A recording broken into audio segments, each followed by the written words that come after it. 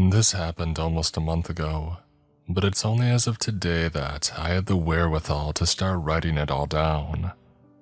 I want to share what happened to me as part vent and part precautionary tale, and so I hope you understand why I'm keeping the details vague. I'm a 21-year-old female and I'm about to graduate college. Since sophomore year, I've worked part-time as a barista at a coffee shop. Up until a few weeks ago, it was a great gig. I was well paid, I got free pastries, and many of my coworkers became close friends of mine. One of said coworkers is relevant to this story, and to protect her privacy, I'll refer to her as Lydia henceforth. Every once in a while, I would get hit on by a patron, but it never escalated beyond a few sometimes creepy comments. I had previously never felt unsafe at my workplace, especially with all my coworkers and regulars around. That changed about a month ago when this whole ordeal began. It was around 4 in the afternoon, a pretty quiet time for the cafe, and I was refilling the pastry display. All of a sudden, Lydia comes up to me and says, "Hey, that guy at table 10 has been staring at you for a really long time. Do you two know each other?" I looked at the corner table and instantly saw the patron in question. He wasn't a regular and he was a lot older than our usual clientele, probably in his late 50s. He had large, light blue eyes and thick worm-like lips. I expected him to look away after I had spotted him, or maybe to give me a suggestive wink and smile. The patron did neither. Not only did he continue staring at me, but he did so with an expression of pure shock on his face. He looked as though he had seen a ghost.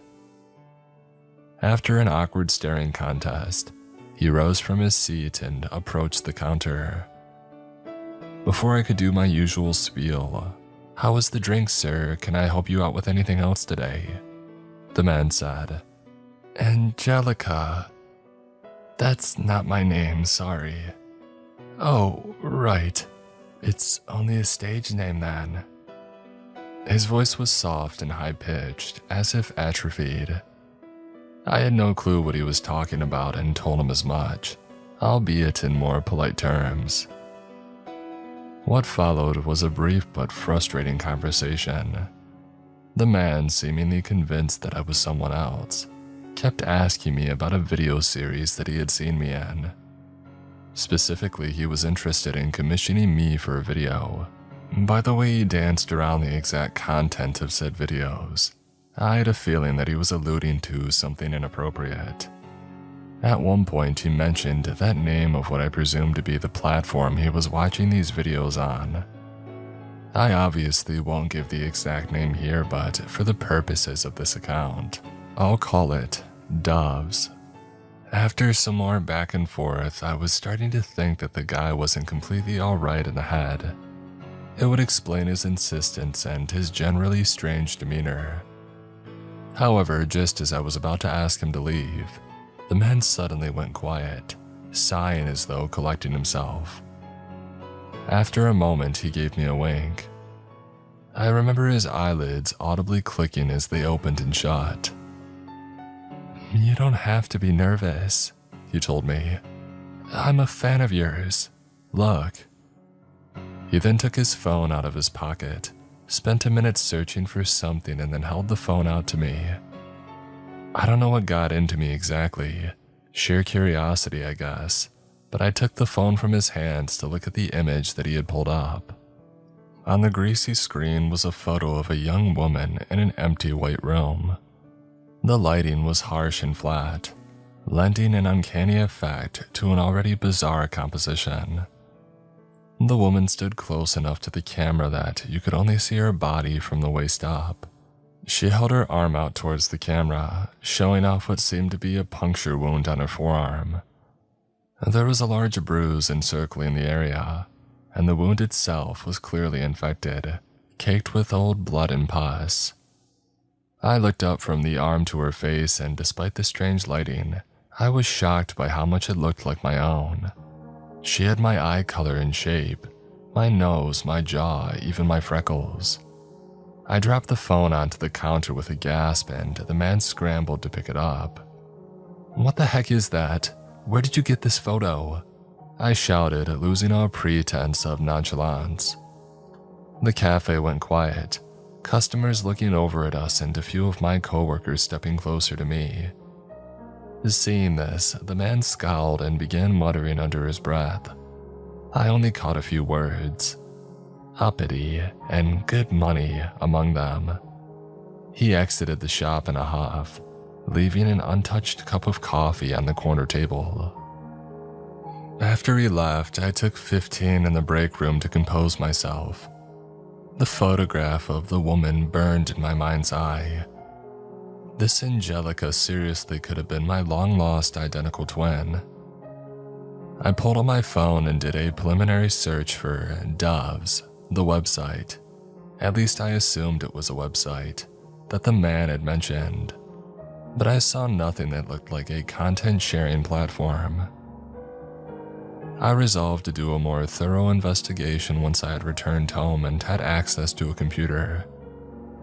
I made it through the rest of my evening without further incident.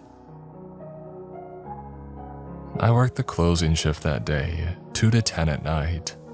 When at last my coworkers and I finished all of our closing tasks, I put on my coat and stepped out of the building. The moment I felt the cold air on my face, the thought of walking 2 blocks to my car made me sick with fear. Lydia walked me to my car, which I greatly appreciated. She's a good head shorter than me, but she carries, so I felt a heck of a lot safer braving the dark beside her. When I reached my car, I checked the trunk and back seat. After assuring myself that there was no one waiting for me inside, I bid my friend goodnight and we parted ways. I had plenty of time to reflect during my 30-minute drive home. Embarrassing as it is to admit, I was a former pageant kid. I competed for most of my childhood, at the behest of my former beauty queen mother. As a teenager, my mom tried to get me into modeling. It never went anywhere, but the amount of times my parents made me sit for digitals gave me some long-term scopophobia. To this day, I don't have any public social media as a result. I think anyone would be disturbed if a stranger confronted them in the way that my customer did to me, but my background made the experience impossible to shrug off. I needed to figure out who the heck this Angela woman was, even if I knew I might not like what I discovered. I got back to my apartment at around 10:30 at night, and the first thing that I did was grab a drink, hoping it would soothe my anxiety. Unfortunately, the alcohol seemed to have the complete opposite effect. Never before had I regretted living alone so much. The fact that I lived on the first floor of the apartment building, usually a great convenience, also seemed at that moment to be a point of vulnerability.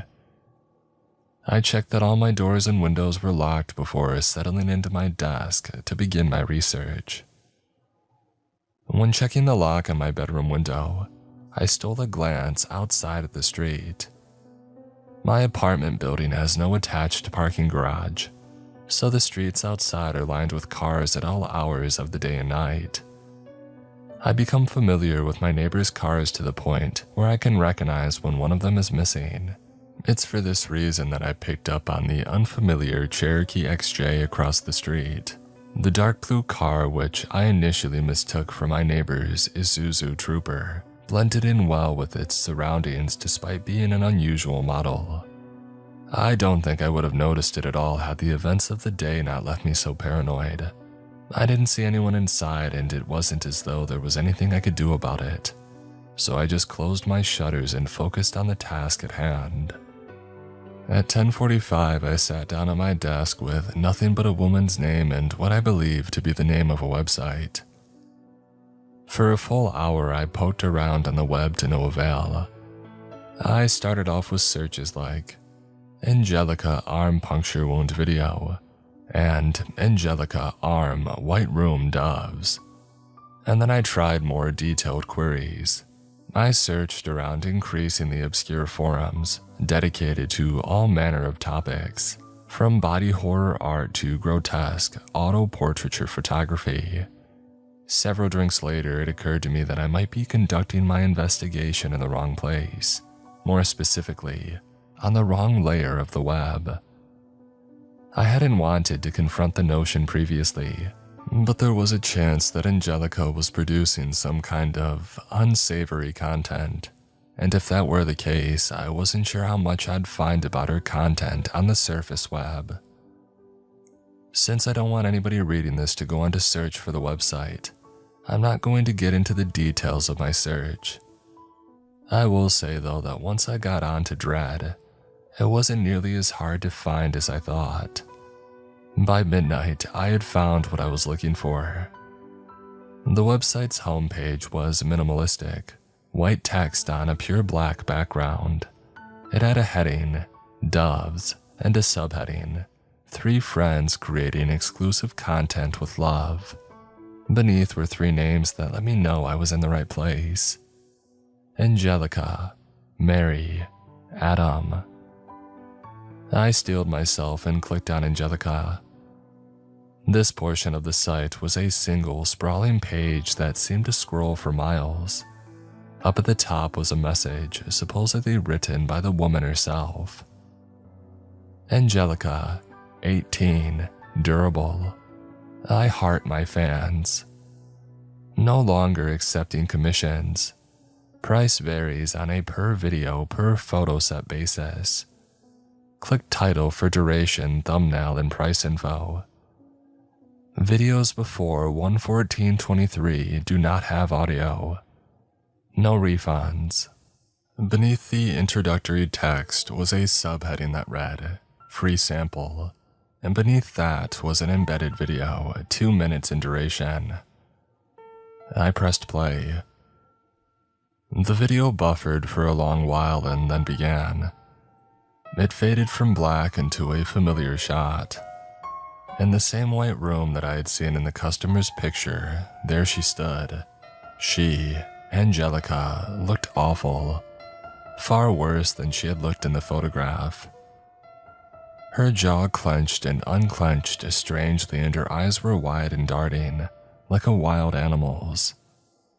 There was a giant, half-healed gash in her cheek, and her left arm was covered in bandages, perhaps suggesting that this video was filmed after the customer's photo was taken. The woman wearing my face gave the camera an uncertain smile. She held up a hand, showing her palm, and then turning it around to show the back. She then slowly set her hand palm down on a small wooden table below her. The camera tilted downwards, following her hand in such a way that indicated another person was filming with a handheld. The camera lingered on her hand for a moment. I heard someone inhale, and then a hammer came down on the woman's hand. After the blow, the camera jerked back up to her face.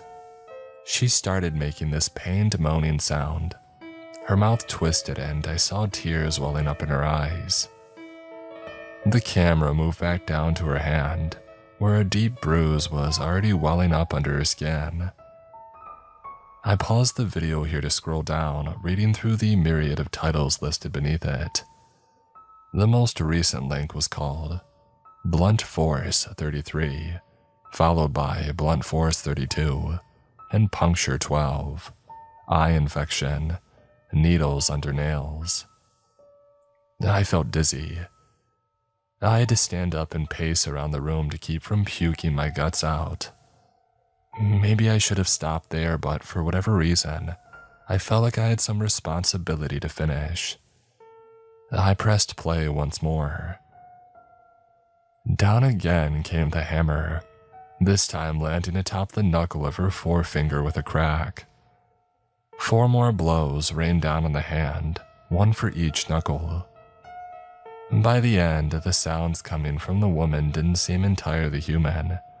It didn't sound like me, but it was hard to tell. I had never been in that kind of pain before. I didn't know what I would sound like. In the last few seconds of the video, the camera was raised and angled downwards such that you could see both Angelica's face and mangled hand. The shot gave the viewer a better view of her chest and the small spade-shaped birthmark a few inches beneath her clavicle. It was this all too familiar mark that removed any lingering ambiguity about what I was watching. Angelica was no coincidence, no circumstantial doppelganger. She was a deep fake of me. When the video ended, I sat staring at the final frame until my laptop went to sleep, too shocked to do anything else. I couldn't believe what was happening to me. I still can't. I've done everything right. All my life I've kept my socials private and generally minded my own business. I've stayed modest, low profile, and out of the spotlight for all of my young adulthood. I never even sent nudes to my ex-boyfriend, despite his insistence, because I was afraid of what would happen to them if we ever had a nasty breakup. As it turned out, we did have a messy breakup. In the immediate aftermath of that video, as I racked my memory for answers, I couldn't help but think of my ex. If I were a public figure, then the culprit behind the deepfakes could have been anyone. But for a nobody like me, it had to be someone close. Someone with access to my private photos. The thought made me shudder. Could my ex really have taken things that far? And did he actually hate me that much?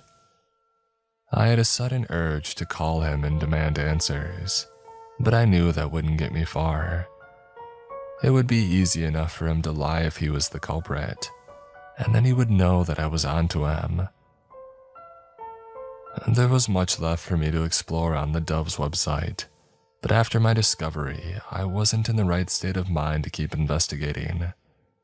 I thought about calling someone, maybe Lydia or my parents, but for some reason, the thought of doing so filled me with tremendous embarrassment. Even though I knew deep down that it wasn't my fault, I couldn't help but feel ashamed of the videos, even if I had had no role in their creation.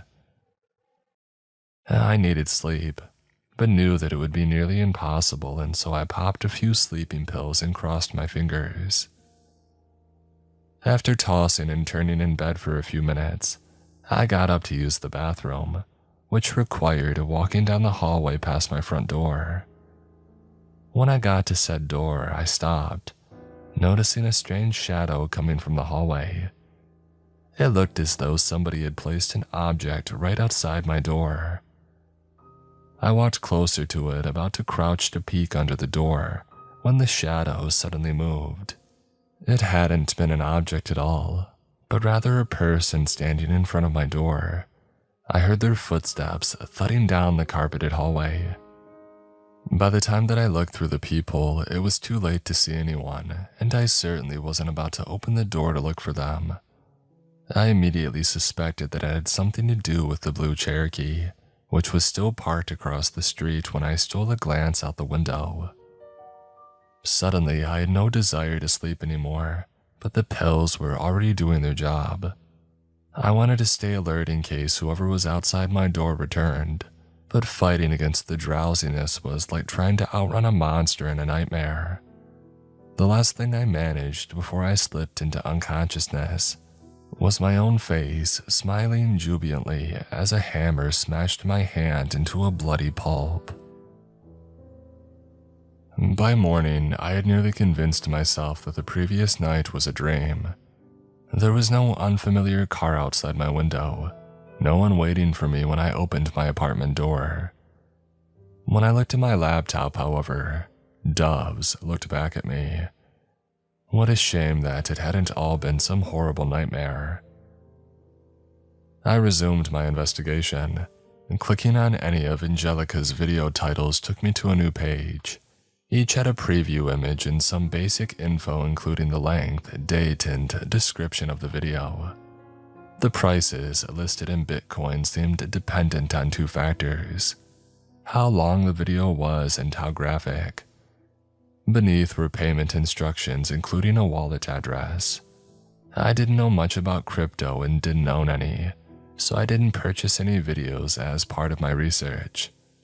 Maybe that was for the best. I went back to the Dove's homepage and navigated to Mary.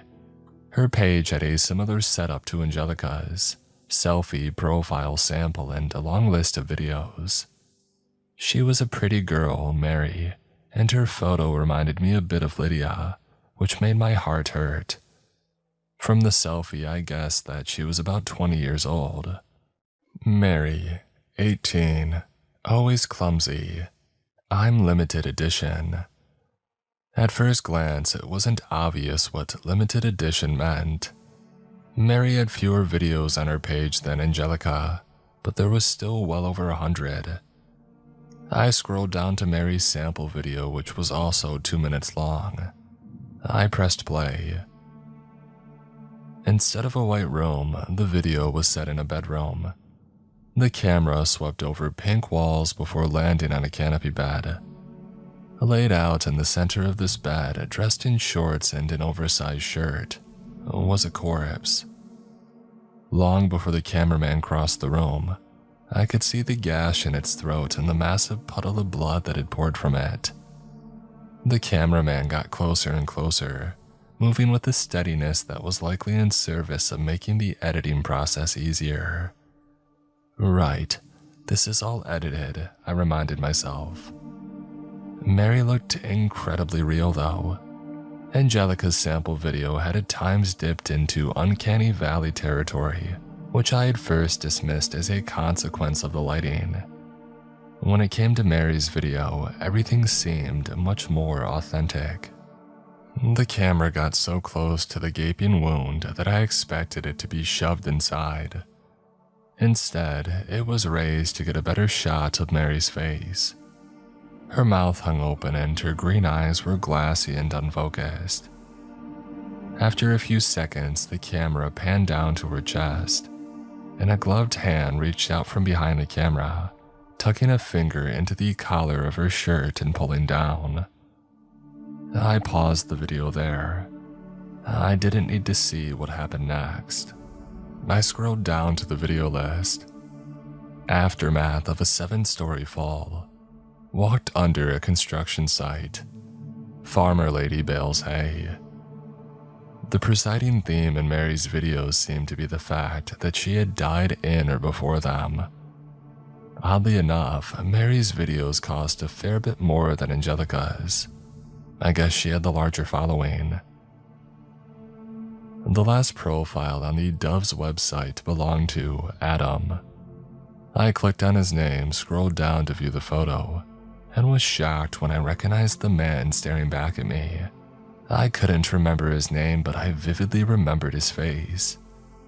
His deep brown eyes and lopsided grin transported me back to high school. I had gone to school with him, that I knew for certain, and I was fairly sure that his father and mine were friends.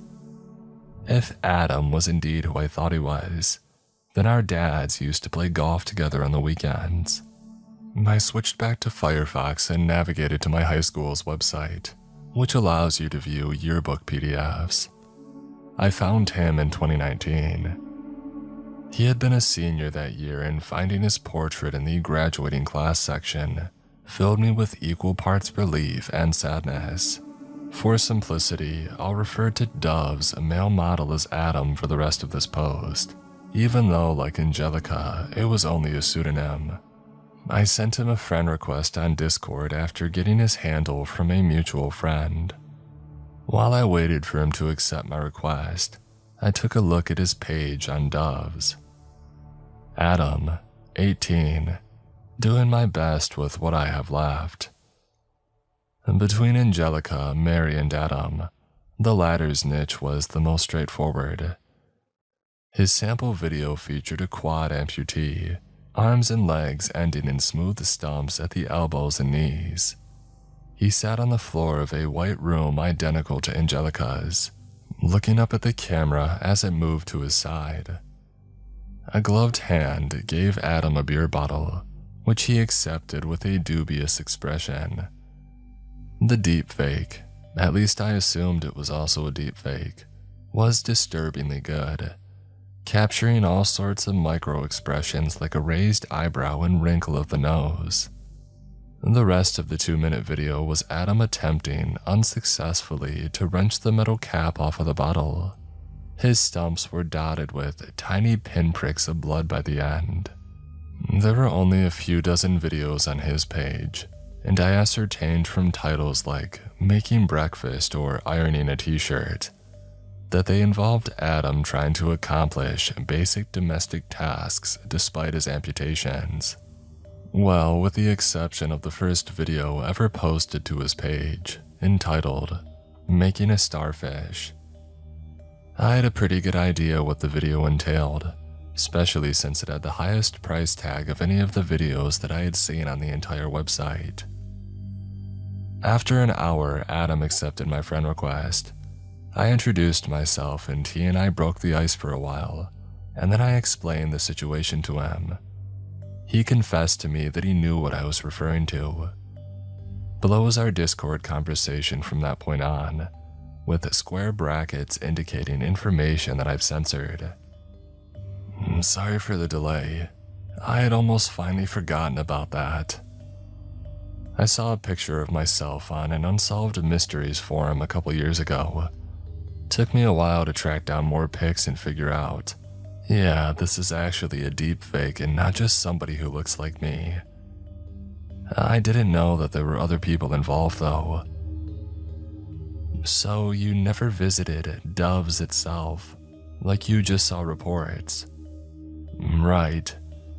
I acted for a few years when I was a teenager. Super indie films, I wasn't famous at all. I thought it was a coincidence and some nut job randomly picked me as a face model for their art. Now that I know somebody else from my hometown is involved, yeah, that feels personal. Crazy. So you don't know who could have created the videos? No clue. I kind of suspected my ex-boyfriend at first, but unless you jilted him somehow, I don't understand why he would target the two of us. Do you know my ex-boyfriend? Not at all, sorry. Do you know the girl in this photo? Mary. She's the third person on the website. No, I don't recognize her. Do you think that we could meet in person to talk this through? I'm going to file a report with the IC3, and I could seriously use your input. Also, I assume you want to see the website for yourself. I could send you the link. Grace, I seriously appreciate you reaching out, but I really don't want to get involved in this. Are you serious? Why not? A crime has been committed against you and you don't want to help me report it. Our laws on this stuff are dicey as heck. If they didn't put our faces onto nudes, I don't even know if we would have the support of any anti-revenge legislation. If reporting it will help you, then by all means, but realistically, I don't know what can be done and I can't get into some complicated legal battle right now. I don't even know what to say to that. Aren't you angry and disturbed? Of course I am. This stuff has eaten me alive for years. It's followed me everywhere. Yes, I'm angry, but I'm also just really tired. It's the internet and I was stupid enough to put my face on it. You're not angry enough if you can't take 2 seconds to report it. You don't know me. Don't tell me I'm not angry enough. This stuff happens all the time and it'll only start happening more often. You and I aren't special. It doesn't matter if you're old or young or famous or not, or if you've done everything right. It's not like anyone actually got hurt. I'm sorry that this happened to you, seriously. I wouldn't wish it on anyone, but I just want to move on with my life. Please don't contact me about this again. Adam went offline after that, and my hand shook with rage as I closed my laptop.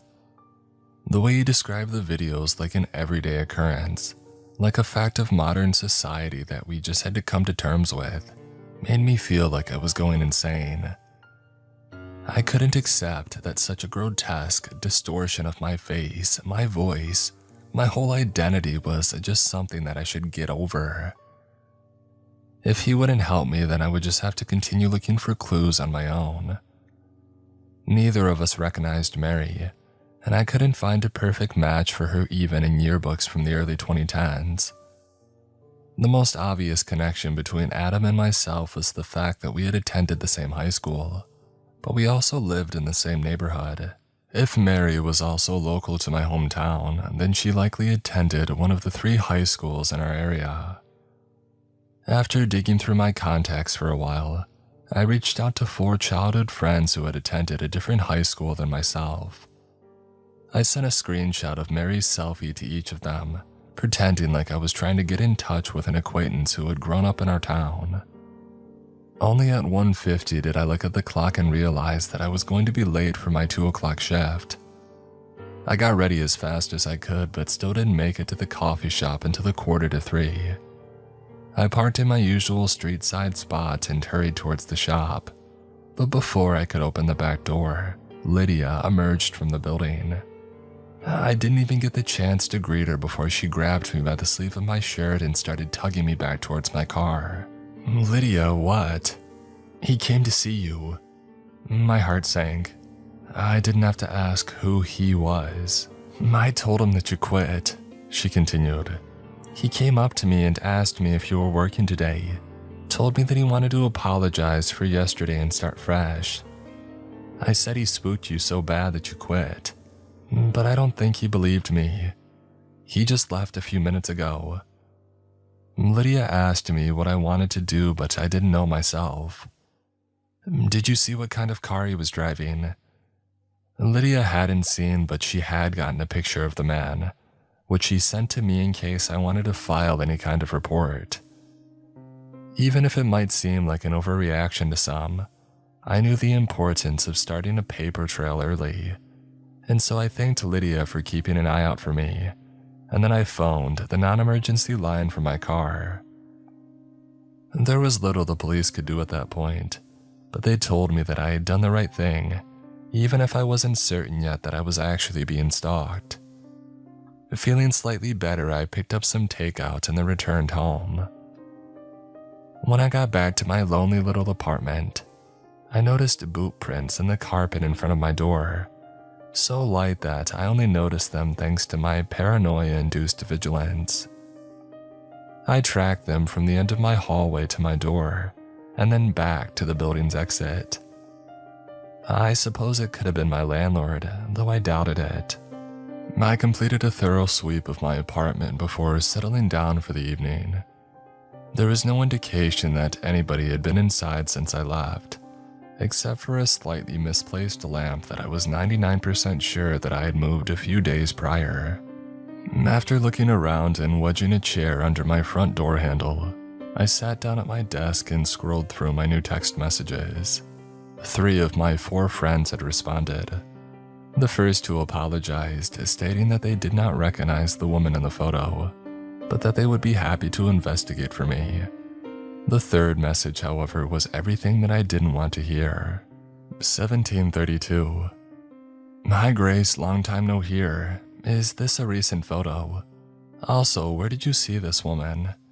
I'm asking because she looks a lot like a girl that I went to middle school with named Redacted. I hadn't thought of this girl for years until I got your text, so I googled her name and it seems like she went missing in 2023. My blood ran cold. I looked up at the name that I had been sent and found only 3 local results.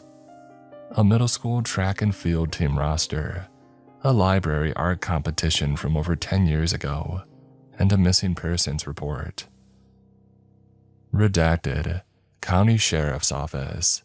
Date filed, October 17th, 2023.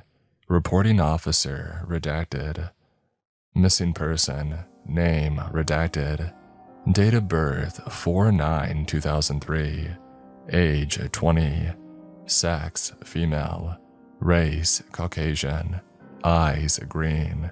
Height, 5'6". Weight, 125 pounds. Hair, blonde, shoulder length. Last seen wearing a blue flannel shirt, black jeans, white Converse sneakers.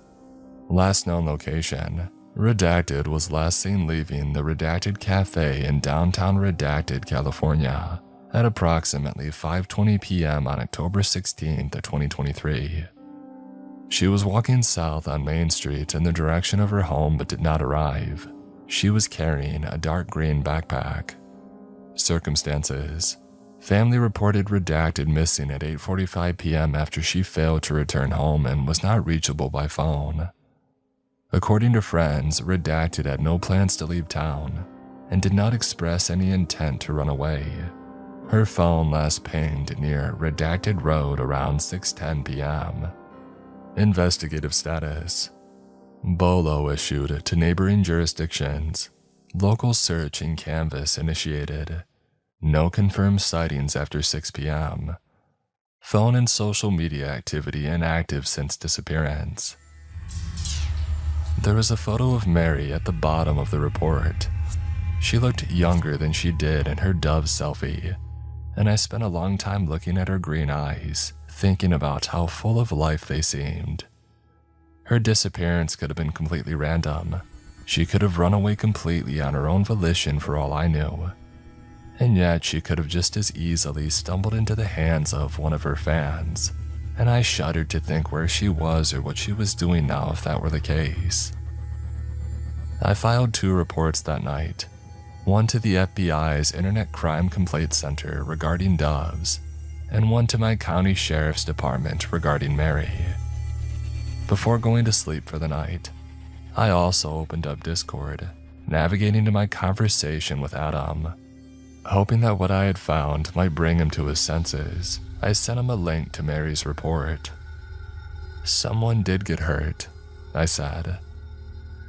I forewent the sleeping pills that night as a precaution, instead spending hours tossing around in bed thinking of Mary.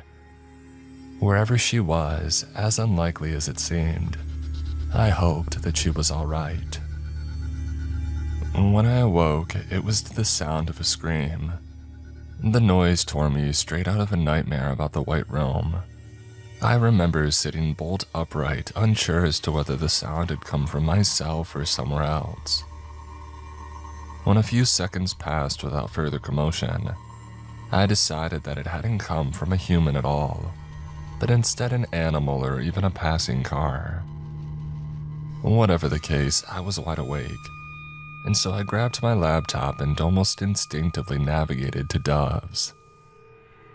Checking my email, I saw that I had not yet heard back from either the police or the IC3, but I had expected as much. So little time had passed after all. What I had not expected was the reply that I received from Adam, which he had sent just after midnight. "Okay, let's talk. You're going to school at Redacted, right? I live around 90 minutes southwest from there. I don't have a car right now, but if you want to talk in person and you have time to kill, we can meet up in my town." I was pleasantly surprised that he had come around, though I wasn't exactly sure what had changed his mind. Seeing Mary's missing persons report likely convinced him that there was a real danger in what we had discovered. Desperate for answers and itching for something to do while I waited for the police, I accepted his invitation. Seeing that Adam was online despite the early hour, I gave him a call, although he quickly declined it. "I can't talk right now. Sorry, I guess it is still early. I'm happy to meet you and I don't mind driving out." "Cool. Let's not do a cafe or a restaurant though. I don't really want to be overheard. There's a trail near my house where we can have some privacy. I'll send you the address of the trailhead if that works for you. Can you do 6:30 p.m.? "Yeah, I can do any time today, really. Make sure to bring your phone and laptop and any other electronic devices that you've used recently." "On the hike?" "I was hoping that we could go to my place after. I'll explain in more detail in person, but I have some theories about how the deepfakes are being made and I need your help to test them out. Sending the address now." Making a plan gave me comfort, and after Adam and I finished working out the logistics of our impromptu get-together, I managed to catch a few more hours of sleep. I then spent the late morning attempting to distract myself with schoolwork. When that failed, I returned to Tor. Instead of going straight to Doves, I searched for the forums that Adam had mentioned. I did find one relevant conversation on Mirror Frame, which seemed like a website for rehosting lost or banned videos. Help ID, the actress in this video, read the title of the post. Attached was a 20-second clip from one of Angelica's videos. Puncture 12, I realized. I had spent so long staring at the sample images that I could recognize this particular video from the lighting and the framing alone. I think it was this, the fact that I had become so familiar with this content, that frightened me even more so than the video itself, which featured Angelica getting stabbed in the calf with what looked like a marlin spike. This particular clip of Puncture 12 had audio. Unlike Angelica's sample video, which had all been grunts and sobs, this video actually had dialogue.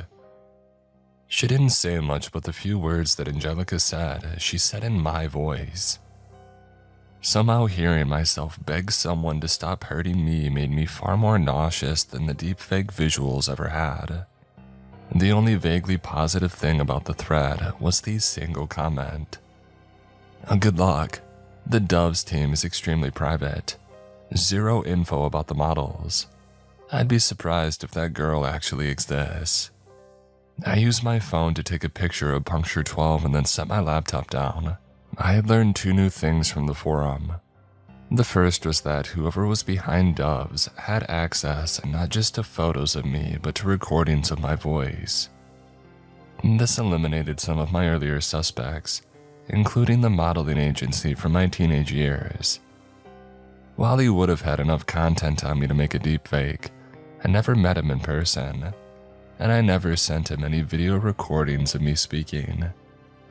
It would have been impossible for him to replicate my voice so convincingly. My second epiphany had to do with the sole comment on the thread. For whatever reason, Dove's maker was protecting my true identity.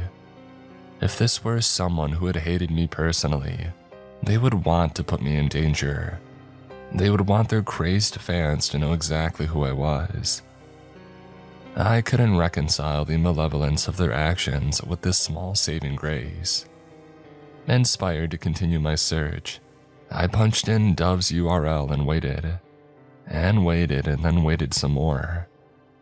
Eventually I got the generic, onion site not reachable screen. No error code, no redirect. I refreshed, nothing. I waited a few minutes and nothing. I reopened Tor, nothing. The site was gone, at least temporarily. I wanted to be optimistic and believe that the FBI had taken them down after my complaint, but I doubted it. It was more likely the case that they had relocated to a new .onion address or rotated to a fallback link, but why? Did they know that someone was onto them? Was it something that Adam had done? I spent all afternoon trying to find out where the site had migrated to, but it was hopeless. I left my apartment at around 5, and the minute that I walked out of my door, I was overcome with a sense of relief. Looking back on it, I had felt sick all day, but I hadn't entirely noticed until I had stepped outside. Due to traffic, I didn't arrive at the trailhead until nearly 7 o'clock. As soon as I had parked, I received a text message from Lydia. No creep today, but I still think you should sleep at my place tonight. I don't like thinking of you alone in that apartment. By the way, I told Ben what's been going on, and he says he thinks he saw the guy get into his car yesterday. He said it was a Jeep Cherokee XJ. Reading that made my gut churn. Of course, I'd already suspected it, but the confirmation that Angelica's fan knew where I lived was horrific. I decided that I would sleep in a hotel that night, only briefly swinging by my apartment to grab a change of clothes. I also resolved to visit the police station in person the next day to see what could be done. I texted Lydia my plans, and then I focused my attention on my meeting with Adam. The hills were a beautiful little swath of nature, quiet but not too isolated from the city. There were a few other cars in the parking lot and a few people walking their dogs. I did not, however, see anybody that looked like Adam. I messaged him that I had arrived and he quickly replied, "Cool, I'm on the trail. Make a left at the first fork and I'm sitting on the bench." I got out of my car and started to walk. It was a warm evening and under any other circumstances, I would have been delighted by the balmy breeze and colors of golden hour. I walked up the trail for a few minutes and saw the fork in question. I looked to the left, but thanks to the curve of the trail, it was difficult to see very far ahead. "Hey, I'm at the fork. Take the trail on the left. Can you come down?" I waited for a few minutes. Adam kept starting to type and then stopping. The sun was starting to set at that point, and I didn't want to be on an unfamiliar hiking trail after dark if I could help it. I gave Adam another call, but once again, he immediately declined. "Walk down the trail on the left." "Why can't you just walk down and meet me here? You're freaking me out." "I'm like 30 feet away from the start of the trail, it's fine." "I don't see you." "But I see you." I looked up from my phone, startled. There was no one else around, not even up on the ridges that overlooked the trailhead. No way I was going any further up that trail. I waited around dumbly for a while longer and then decided to call it a day. As I turned around and started walking back to my car, I heard a man's voice say my name. I froze for a minute, whipping my head back in the direction of the trail. I opened my mouth to respond, but when I still didn't see anyone, I closed it and ran back to my car, thoroughly spooked. Though I didn't see anybody following me, I started the engine immediately and began my drive back home. The entire way back to my apartment, I felt like screaming. That whole meeting had either been an elaborate joke or worse, a setup. I considered the possibility that it was Adam behind the deepfakes. He was a software engineer and certainly had the technical know-how to create them.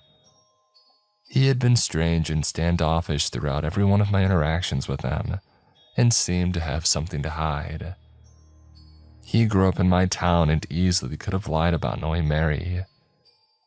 Despite all of these factors, though, he was missing a motive, and furthermore, he himself was a victim. When I got back to my apartment building, before getting out of my car, I scrolled through my message history with Adam. Not only had his perspective on doves changed since the day prior, but so too had his texting style. It was subtle and it could have been explained away by him typing on a computer versus a phone, but the text that he had sent me that day felt more formal. Better grammar, fewer sporadic line breaks. Maybe something had happened to him the day before. Maybe the Adam that I was texting on that day was not the same person that I had been texting previously. Again, it could have been a coincidence, but I still planned to bring it up with the police the next day. I went inside of my apartment after that, dejected and exhausted. Every new lead that I had uncovered only brought me more questions, and now I couldn't even unwind in the comfort of my own home. That heavy, nauseous feeling that I had had all morning returned in full force. Once I had stepped into my apartment and turned on the lights, I planned to use the bathroom, grab a few things, and make my way to the cheap Motel 6 uptown. I threw my bag down, grabbed my phone, and headed to my minuscule bathroom. It was pretty stuffy in there, and so I decided to let some air in. Putting both hands on the window frame, I noticed that the latch was undone. Had I forgotten to lock the window the night before? I could have sworn that I had locked it. The thought of sleeping with an unlocked window while someone was actively stalking me terrified me, but it was nothing compared to what had happened next.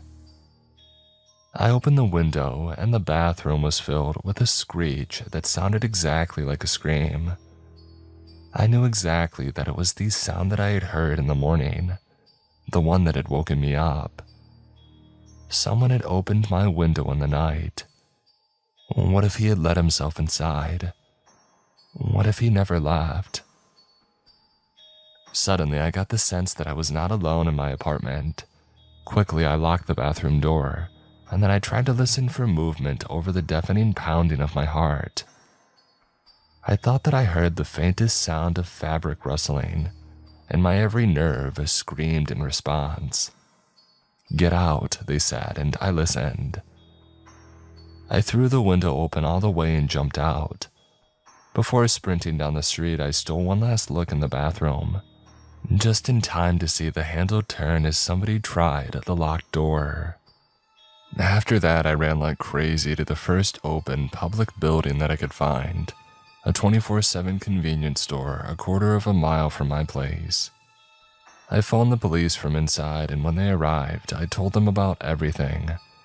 Doves, the customer, Mary, my strange encounter on the trail, my suspicion that something may have happened to Adam.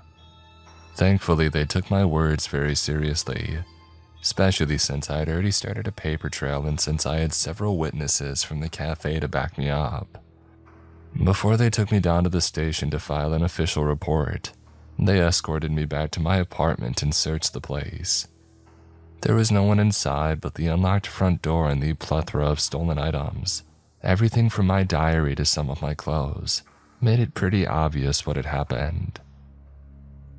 I booked a flight home that night and left town the following morning. I was never close with my parents, even less so after the crap they put me through as a teenager, but I desperately needed an escape. If I had it my way, I would have packed up and moved to the middle of nowhere and never be seen by anyone ever again. But since I couldn't do that, I retreated to the only place that I could think of, my hometown. The place where all this Dove's business seemingly began. If nothing else, maybe I could finally find the answers that I was looking for there.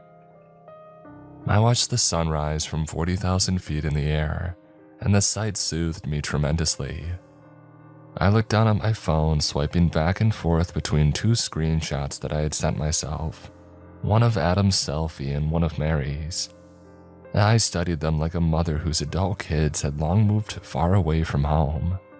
There was a terrible ache in my heart as I thought of all that they had likely been through, and the fact that I didn't know if either of them were safe at that moment. I'm gonna find out what happened to you, I thought. Not a wish, but a promise. My parents picked me up from the airport. Prior to my flight, I had told them everything over the phone, which saved me the discomfort of a face-to-face explanation. The ride home was awkward and quiet, and my dad spent most of it consoling my distraught mother, like she was the one who needed emotional support. I spent the next 5 days mostly in my room, too nervous to stray far from the house. I felt I might turn down any street corner and run into Angelica's creator. I returned to tour looking for any discussion of doves that I might have overlooked. I revisited the Mirror Frame forum and saw yet another post by the same user who had inquired about Angelica's identity. "Is Doves down for good?" asked the user, dismay palpable through the screen. There were 3 replies to this post, all of which confirmed that the website had disappeared without a trace. I figured they had simply changed URLs, but if loyal customers could no longer track them down, then perhaps Doves really had ceased operations. I would have been ecstatic if I wasn't concerned it would impact my case. After a week with few updates from either the police or the FBI, I started to emerge from my room more frequently, trying to rebuild bridges between my parents and myself. My mom and dad weren't bad people exactly, just distant. There had been that whole pageantry thing in my early childhood, and then my failed attempt at modeling when I was a teen. Sometimes it felt as they viewed me more as a side hustle than a daughter. At least they had calmed down considerably once I had turned 15 or so. My dad came into some money thanks to sports betting, and he was generous with his earnings. He put me through both private high school and all 4 years of college, and I knew he spoiled my mom rotten with vacations. I remembered that my dad had at one point been friends with Adam's stepdad, who I'll call Mr. Doe. I broached the topic over dinner one night, and the inquiry made my dad stiffen. "John's son. No, I can't say I knew the boy all that well," he said. "He seemed nice enough, a little awkward maybe, one of those computer geeks." "Oh, pot meat kettle," my mom said with a laugh, oblivious to the shifting tone of the conversation. My mom and dad knew only that I had found a deep fake of myself and that a fan had broken into my apartment. I hadn't mentioned Adam and Mary's involvement, partly because I just didn't want to talk about it, and partly because I didn't want my mom telling the whole neighborhood. "What about Mr. Doe himself? You guys were friends when I was in high school, right?" I suppose John and I golfed every now and then." This time it was my mom's turn to stiffen. Her expression of displeasure departed from her face as quickly as it had arrived, but I caught it nonetheless. Oddly, it seemed to be the mention of golfing, not Mr. Doe, that agitated her. I asked a few more questions, and then the three of us fell into an uneasy silence. After a solid minute of this, my dad slapped both his palms on the wooden dining table, startling both my mother and I. He looked up with a smile. "You know what? It's been too long since the three of us did anything together. I say we need a vacation. Grace more than anyone. Don't you miss his Tapa love?" he asked my mother, who all but squealed in affirmation. "Dad, I can't go to Mexico, not with everything going on right now." My dad's smile tightened a little. "Kiddo, everything going on right now is why you need to get out of here. I want you to stay as far away from that man as possible, and the police up north are already working with you remotely. They can call you with any updates. Besides, you're a victim, not a suspect. They're not going to restrict your travel." I wasn't sure what to make of my dad's plan, but the thought of getting out of the neighborhood was a pleasant one. I reached out to the detective on my case about leaving the country short term, and while he wasn't exactly pleased, he said that I was free to move around as I wished. I started packing, and when I couldn't find the swimsuit that I wanted to bring, my mom suggested checking the storage bins in the attic, the entrance to which was in my parents' room. With some reluctance, I pulled down the folding ladder and descended into the dingy, claustrophobic place, more like a crawl space than a room. I didn't find my suit, but I did find many mementos from my childhood. Toys, books, photo albums, schoolwork, and an absurd amount of home videos copied to DVD and VHS. My parents had always preferred to look at my life through a camera lens. I spent so long rifling through my old essays from high school that I forgot what I was looking for altogether. I returned to the attic several times after that, each new visit unlocking some previously forgotten memory. For a few days after my dad's impromptu vacation suggestion, I was in limbo. There were no updates to my case, and my endless queries about doves yielded little to no information. My only success was learning a few more facts about Mary through the abandoned Facebook profile of her mother, whom I'll call Mrs. Rowe. The profile, despite belonging to the mother, almost exclusively featured Mary. There seemed to be an endless stream of posts documenting Mary's childhood, everything from her 5th birthday party to her junior varsity soccer games. I never found mention of a Mr. Rowe, either on social media or in the news, so I had a feeling that Mary's father was out of the picture. As for Mrs. Rowe, I could barely find a thing about the woman. She seemed to have disappeared off the face of the earth after the search for Mary had died down. It seemed unjust in a way. How was it fair that her daughter was plastered all over the internet forever, where she had escaped its panoptic gaze unscathed? On April 2nd, 2025, I received a text from the detective up north. He asked if I was available for a video call, as opposed to our usual phone conversation, which immediately told me that they had found something. I expected to hear that they had discovered who had made the deepfakes, or at the very least, that they had found my stalker. Instead, they told me that Adam was dead. His corpse had been found in a ravine in the hills near his home, not far from where he had asked me to meet only a week prior. He was found by a hiker, and though his body was racked with broken bones from the fall, his cause of death was exsanguination from a series of stab wounds in his back. The news shocked me to my core.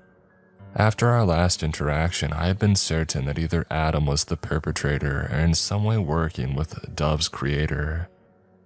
I thought back to our texts, to his change in tone and his sudden desire to meet me in person. Maybe he had confronted the person behind the deepfakes, who had murdered him and then tried to do the same to me. I told the detective my theory. I don't remember much of the next few days.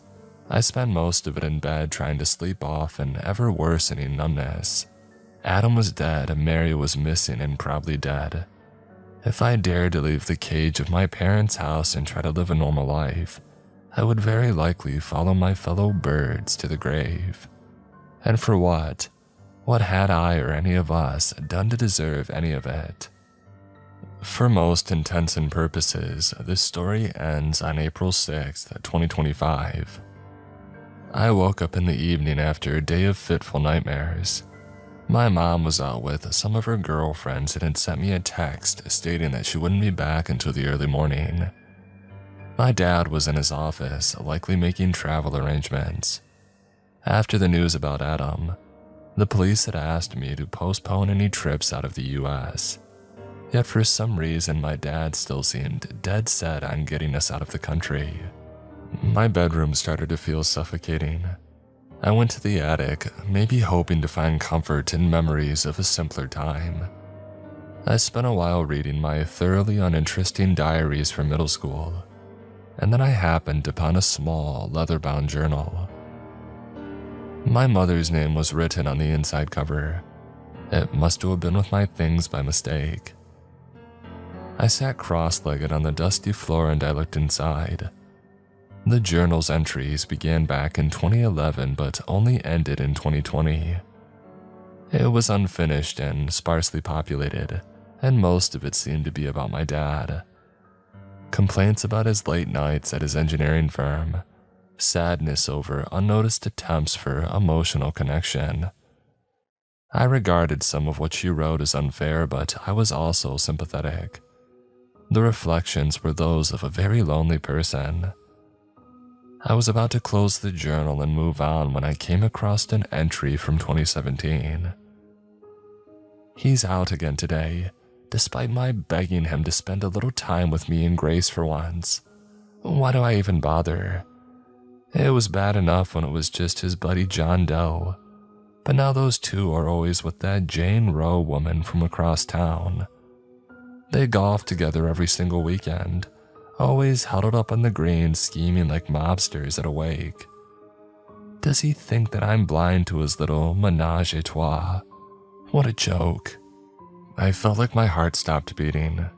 Suddenly, gruesomely, everything clicked into place. Who would have been capable of creating Angelica?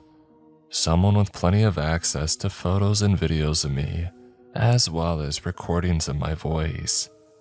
Someone who would want to protect my identity so that fans couldn't trace the videos back to my family.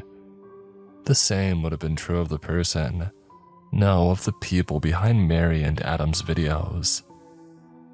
At that moment, the bedroom door opened. "You up there, Gracie?" my dad said, and I remember my whole body freezing in place. I closed the journal and backed away from the hatch. There was nowhere to run or hide. The ladder squeaked as my dad climbed up the rungs one by one. He peeked his head over the lip of the attic entrance and stared at me. "Everything all right?" I stared back wordlessly. I couldn't help it, I've always been a terrible liar. After a few seconds, I mumbled some excuse, but fear made my words quiet and unconvincing.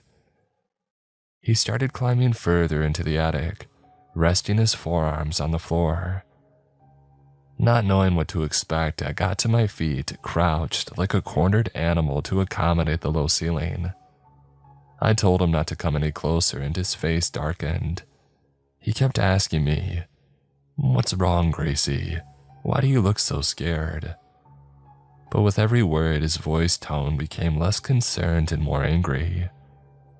At last, my good sense scrambled by fear. I asked him, "Why did you do that to me?" He froze. The way his face was completely lit from underneath gave it a flattened, uncanny effect. For a second, he looked a lot like Angelica in her white robe. "Oh," he said, and then came a stretch of silence so loud it made my eardrums ring. For some reason, after he said that, he started smiling. Really, it was more baring his teeth. There was no humor in his eyes. I couldn't read his expression whatsoever. I had no clue if he was angry, guilty, sad, or something else. Then he descended the rickety ladder. I crept my way over to the hatch. The ladder could not be pulled up from inside, so I knew that my best option was to make a run for it. Cautiously, I peered down through the square hole in the attic floor, just in time to see my dad procure a handgun from his nightstand. We locked eyes for a moment, and then with that same smile on his face, he lifted the gun to his temple and pulled the trigger. I watched, transfixed, from the attic as blood rushed from the hole in his head. I stared at his body crumpled and lifeless on the same soft rug I used to play on as a baby. I stared and stared until my mom came home and her screams broke me out of my trance at last. When the police arrived, I explained everything, including my hunch about the involvement of Adam and Mary's parents. Adam's stepfather was arrested the following day, and it wasn't long before the police extracted a confession from him. He said that he, along with Mrs. Rowe and my father, had begun producing and selling the deepfakes when the three of us were in high school. Doves had gained an extremely devoted fan base, and the revenue generated by the videos was immense. I couldn't believe my eyes when I finally saw how much money my father had tucked away. As of my writing this on May 5th, 2025, Mr. John Doe is still awaiting trial.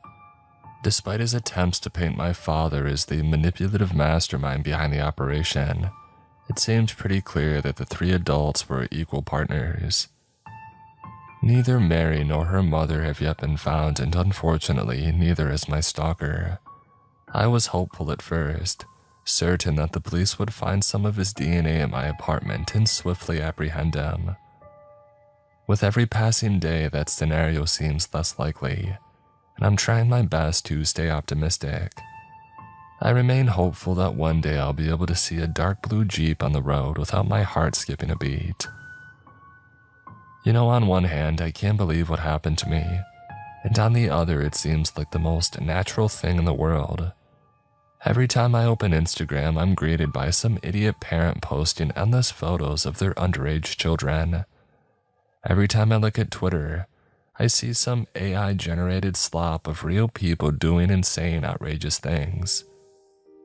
Of course, I'll always hate him for what he did, but in a strange way, I can understand the siren call of an eager, well-paying audience. I'm sure in his head he staved off the guilt by spending the money on me and my mom. I wonder how long he would have kept going had I not confronted him. Well, I have to get going again. I can hear my mom crying in the other room of the hotel suite that's become our temporary residence. I thought I would be bitter, but instead it brings me comfort to console her. It helps me keep my mind off of the image of his dying body, and how the trapdoor of the dark attic framed it just like a viewfinder.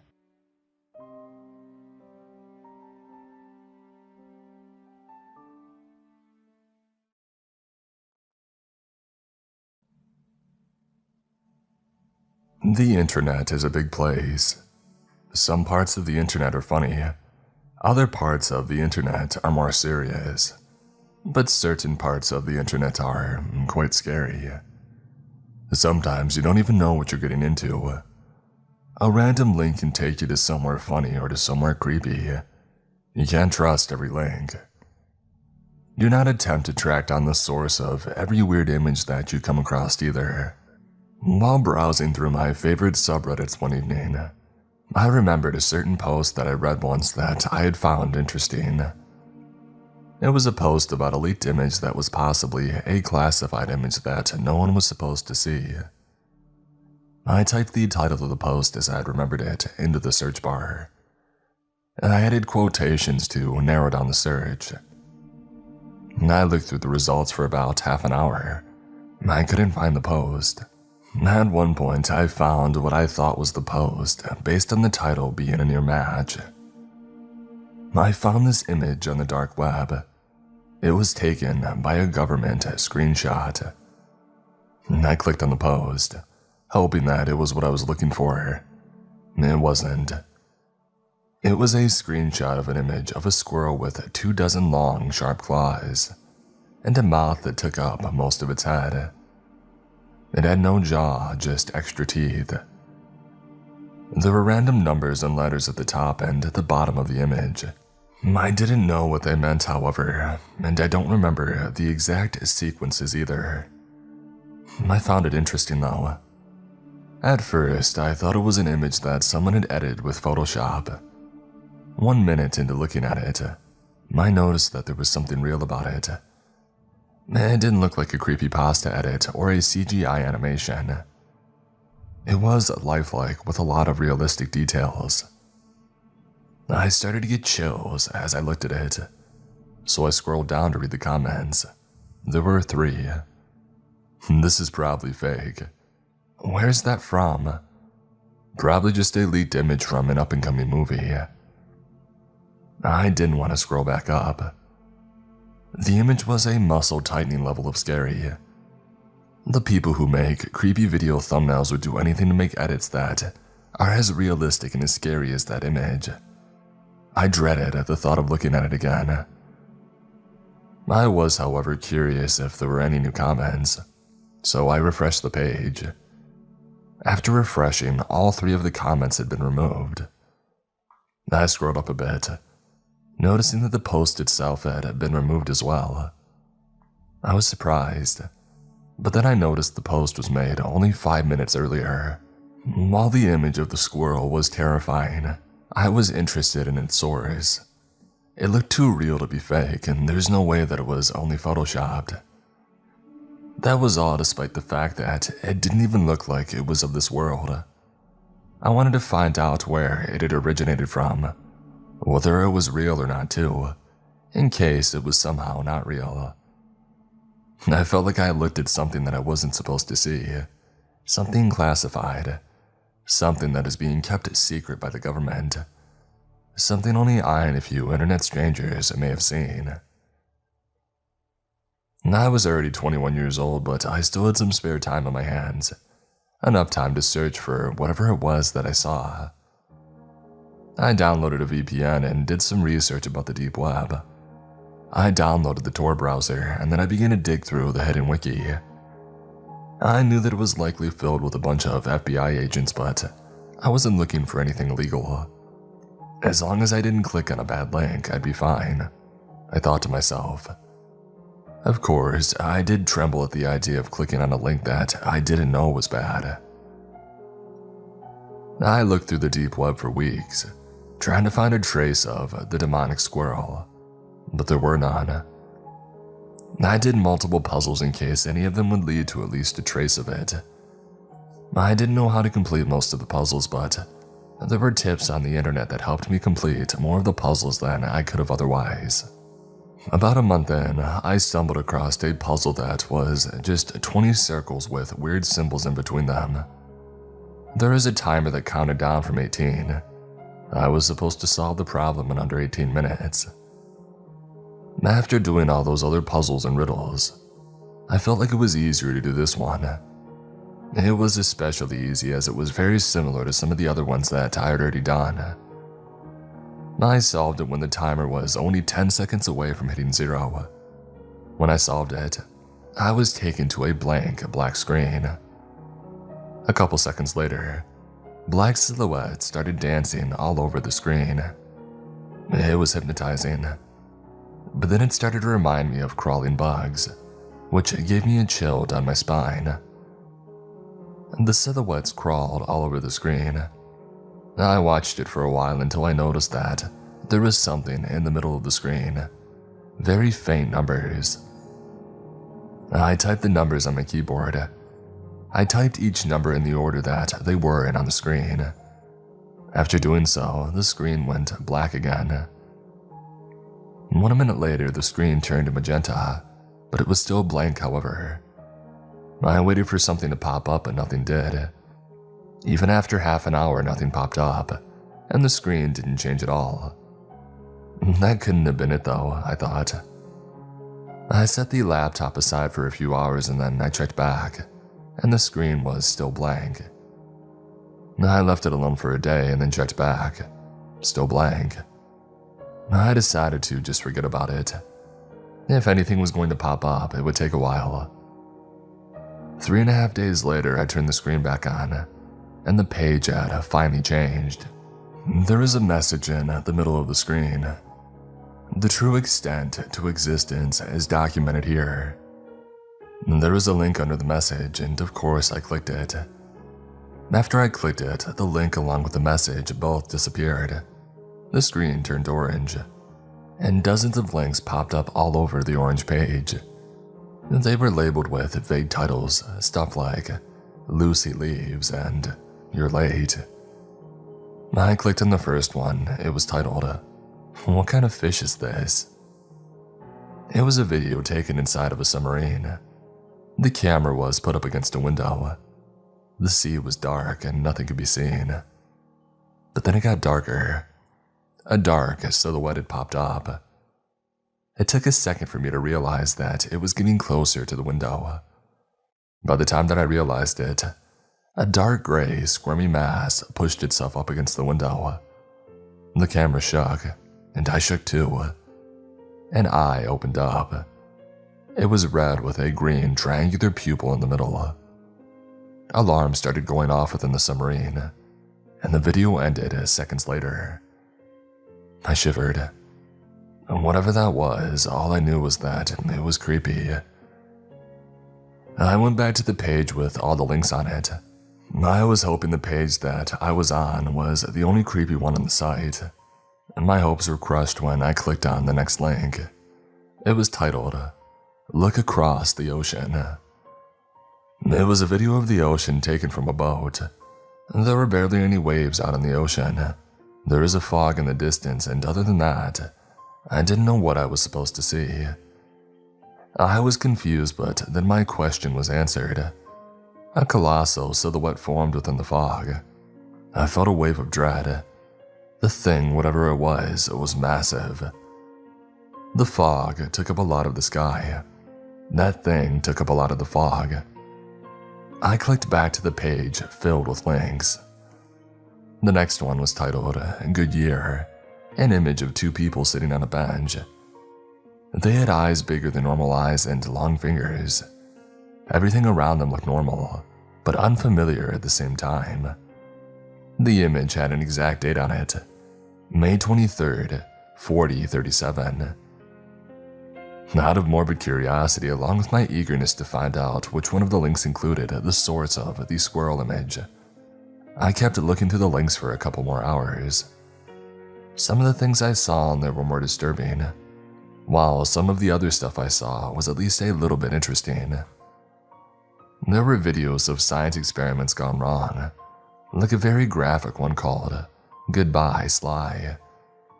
There were images of New York City from different alternate realities, and classified documents about movies and songs that were mysteriously forgotten about and then covered up for some time, because some kind of dangerous entities were connected to them. Chilling videos of a squid-like creature in a containment room, and a document from an alternate reality that was found in a church in Wisconsin, which detailed an event called The War Against Satan's Titans. a 10-day incident that resulted in 100 million deaths worldwide. I spent 2 hours clicking on random links. I learned to ignore the ones that had goodbye, bye, and leave in the title. When I began to get tired, I decided that I had seen enough. Most of the stuff on there was downright creepy anyway. I closed everything and then I went to sleep. When I woke up in the morning, I checked my phone and I'd gotten an email. It was titled Click. The name attached to the message was a common one. It seemed like a normal message at first, but then I opened it. When I read the full message, I realized that I had already seen it. It was just that one word, click. I was confused. Who would send me an email with one word in it to start a thread? It had to be a bot or something, I thought. I closed it without much thought right afterwards. 1 minute after I had closed it, I got another message from the same person. Go outside. I was still confused, but I was still under the impression that it was a bot, so I ignored the message as well. Throughout that day, I thought about all the stuff that I saw on the deep web the previous one. Again, some of it was interesting, but some of it was terrifying. I got chills just thinking about it. I didn't feel like going back to that site at all, and also I knew that I could get into trouble for looking at classified information, so I really wasn't planning on going back anytime soon. But that's when a thought occurred to me. The messages from that morning were bot-like, but what if they weren't? I wondered. It was only a thought though. I decided to wait until something else happened before I made the assumption that the messages were from someone who knew I looked at those things on the deep web. At 4:55 p.m. that day, I got a third message. Was it the squirrel? Assuming these messages didn't have to do with me, I chose not to assume the sender was talking about the squirrel that I saw the previous day. The message was vague, but it was close to confirming my idea that I was caught looking at all that classified stuff. But I needed a clear message to understand what this person was trying to tell me. As I was thinking, I got a fourth message from them. You solved the puzzle, then what? My heart sank. I was being stalked, great, I shouldn't have clicked into anything. But it was too late for that, wasn't it? I thought to myself about this. I decided not to go outside for a bit until at least a week after I had received that question. I avoided answering it at all, too. I wasn't going to let it get to me. The next day, completely forgetting about what I had planned before, I went outside for a walk. I was dumb for forgetting the message from just a week earlier telling me to go outside. Halfway through the walk, I noticed a dark gray car with tinted windows and it was parked down the road. I didn't think much of it at first, but later on, during a trip to the convenience store, as I was walking out of the store, I saw a similar looking gray car parked right outside in the parking lot. I avoided looking in the direction of it. After I got back home, I peeked out of the living room window for a minute. Another very similar gray car with tinted windows had passed by. I didn't want to think that it was the same car, but I couldn't shake the hunch. I felt dread at the thought of being in trouble with the government. Those were probably just 3 different, similar-looking cars, I thought. I hoped. But even then, what would that mean? I had wondered. Was there a convention of some sort? I wanted to think that I was just irrationally applying stuff to myself, but the patterns were getting too strong. I felt a tight sensation and I wanted out. I went into my room to delete the VPN, and I deleted it and backed everything up and did a factory reset. It was all they could think of at that moment. After about a week, I got a knock on my door. It was a man in a dark blue suit. He had the standard government agent look, except his suit was more blue than black. I felt a sinking feeling after I saw him. It was time for me to be interrogated, I thought. I let the agent in. We both sat down on the couch over in the living room. We've been informed of a visit that you made to a website on the dark web, a site that we didn't know existed. What do you know about it? The agent asked. I accessed it by doing a puzzle. We know about the puzzle already. What do you know about the videos and images on the site? They were creepy. There was one of a weird fish under the sea, and another one of a big object or creature in the fog out in the ocean, I said.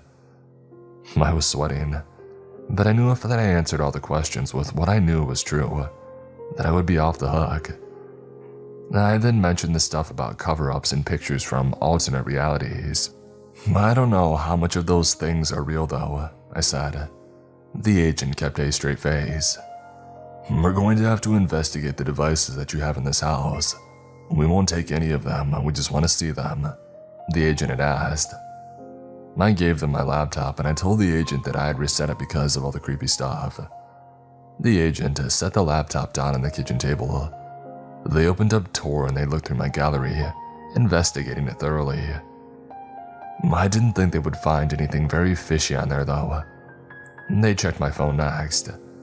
After moments of looking through it, the agent handed it back to me. He decided that there was inconclusive evidence and that he was on his way out. Alright, that will be all. It's best not to visit that website again. You could end up seeing something that'll bother you for a lifetime. You'll also end up being interrogated, and your life will be very different when you're with us, the agent said. I understand, sir, I replied. His last two sentences gave me chills. I didn't want to know how an interrogation would go down for me. Hopefully it wouldn't be as bad as I've heard it has been in the States. As I began to worry about my future a bit more, the agent left my house. He shut the door behind him on his way out, and I was relieved. That had to have been it, I thought. A few days later, I went grocery shopping, and as I was walking out of the store, I spotted the same dark gray car with tinted windows that had been following me days before. It was parked near the front row of the cars to my right. I felt a dreadful tightness again. I thought that was it, I thought. I was confused. They didn't find anything on my devices, so why did they want to keep watching me? I wondered. I told myself that it was a coincidence, in order to ease my anxiety. However, I then saw a man get into the dark gray car. It was the agent who had questioned me. He was wearing casual clothing, but the face had matched. I knew that it was him for sure. Hopefully he'll stop following me soon, I thought. Whatever I stumbled across definitely had put me on a list. After I got home, I distracted myself by focusing on my usual interests, stuff on my laptop, and that was when I heard a knock on my window. I jumped. What was that, I wondered. I went up to the window, and with confusion I looked out of it. A person in a black hoodie was standing in my backyard, and they were looking up into my window. It was unnerving to see this random person in my backyard looking at me. I knew they wanted something though. As I made eye contact with them, they pointed towards the table right under the window. There was a note on it, along with a phone sitting beside the note. I couldn't read the note from my window, but I realized the person in the hoodie wanted me to go out there to read it instead of bringing it right up to me. I decided to open the window so I could ask them what they had wanted, but they ran out of my backyard before I ever began to open the window.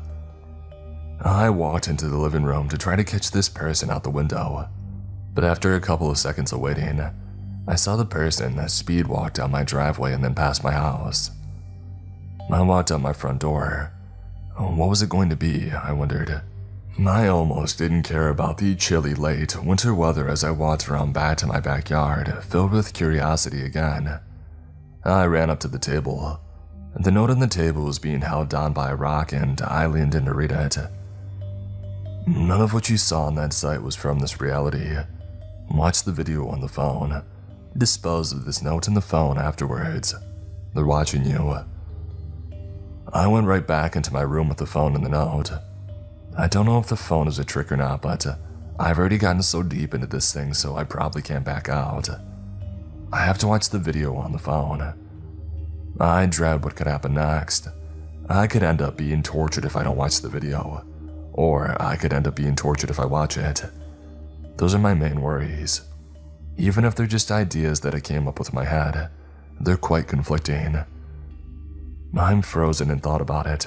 I don't know what to do, but I have to figure this out. It was an older smartphone, likely one from 2013. I turned it on and then opened the gallery app. I was nervous, wondering what I was about to find. There was only one video in the app, nothing else. I selected it. A woman with blonde hair was sitting on a bench up against the wall. She looked to be around my age, 21 or so. She began to speak with light urgency. "Hello, you might be wondering who I am. I won't be telling you that information so I can remain anonymous.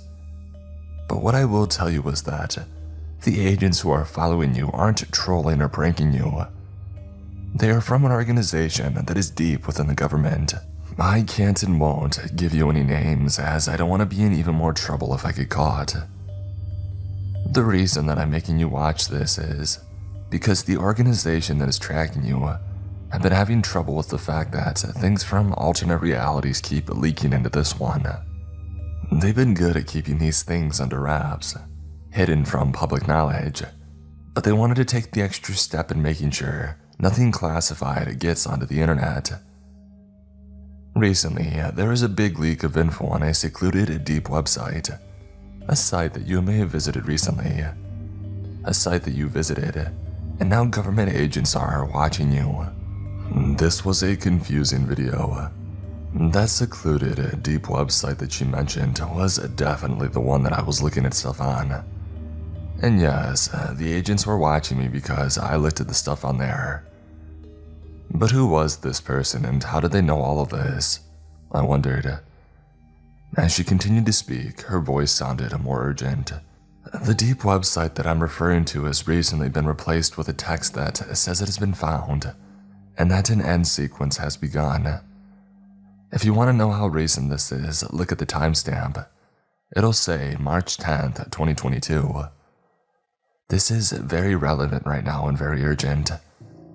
Please meet me at the pit of. I won't reveal the exact street. We have to do this quickly. Don't bring anything that can be tracked. And don't bring your favorite coat if you don't want to have it replace it. She continued. And then the video ended. This whole thing was getting nerve-wracking. I had to go find out what the end sequence was. Great, I thought. I put on a coat and then headed out the door. I felt as if I was being watched, because I knew I was being watched. So I put my hoodie up. I guess this is how it's gonna be though, I thought. I was glad the pit was off of a big road. There was nowhere the agents could park or slowly follow behind me. I saw a gray car with tinted windows pass by at one point. It was good that the supposed pit was only 2 minutes away from that point. When I got to roughly where I was supposed to be, I took a ride onto the field full of bushes with trees standing in the distance. I made my way through the bushes and then through the forest. I stopped walking a couple of times to make sure that I couldn't hear any footsteps coming my way. In the middle of the forest was the pit, and the woman was sitting there. As I walked out to the pit, the woman asked me who I was. I explained that I had gotten a video about a government organization that was watching me, who had their classified info uploaded onto a deep website that was found, and now there is an end sequence.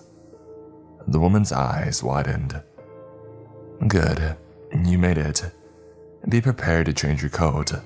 They probably saw you and I don't want you to be traced, she said. Okay, but what is this about? I asked. This site on the deep web, it had tons of videos from alternate realities on it. But now it's just a black screen that says, it has been found, and that it's going to begin at the end sequence soon. We need to get to a computer with everything you know about that website so far, before it's too late, she said.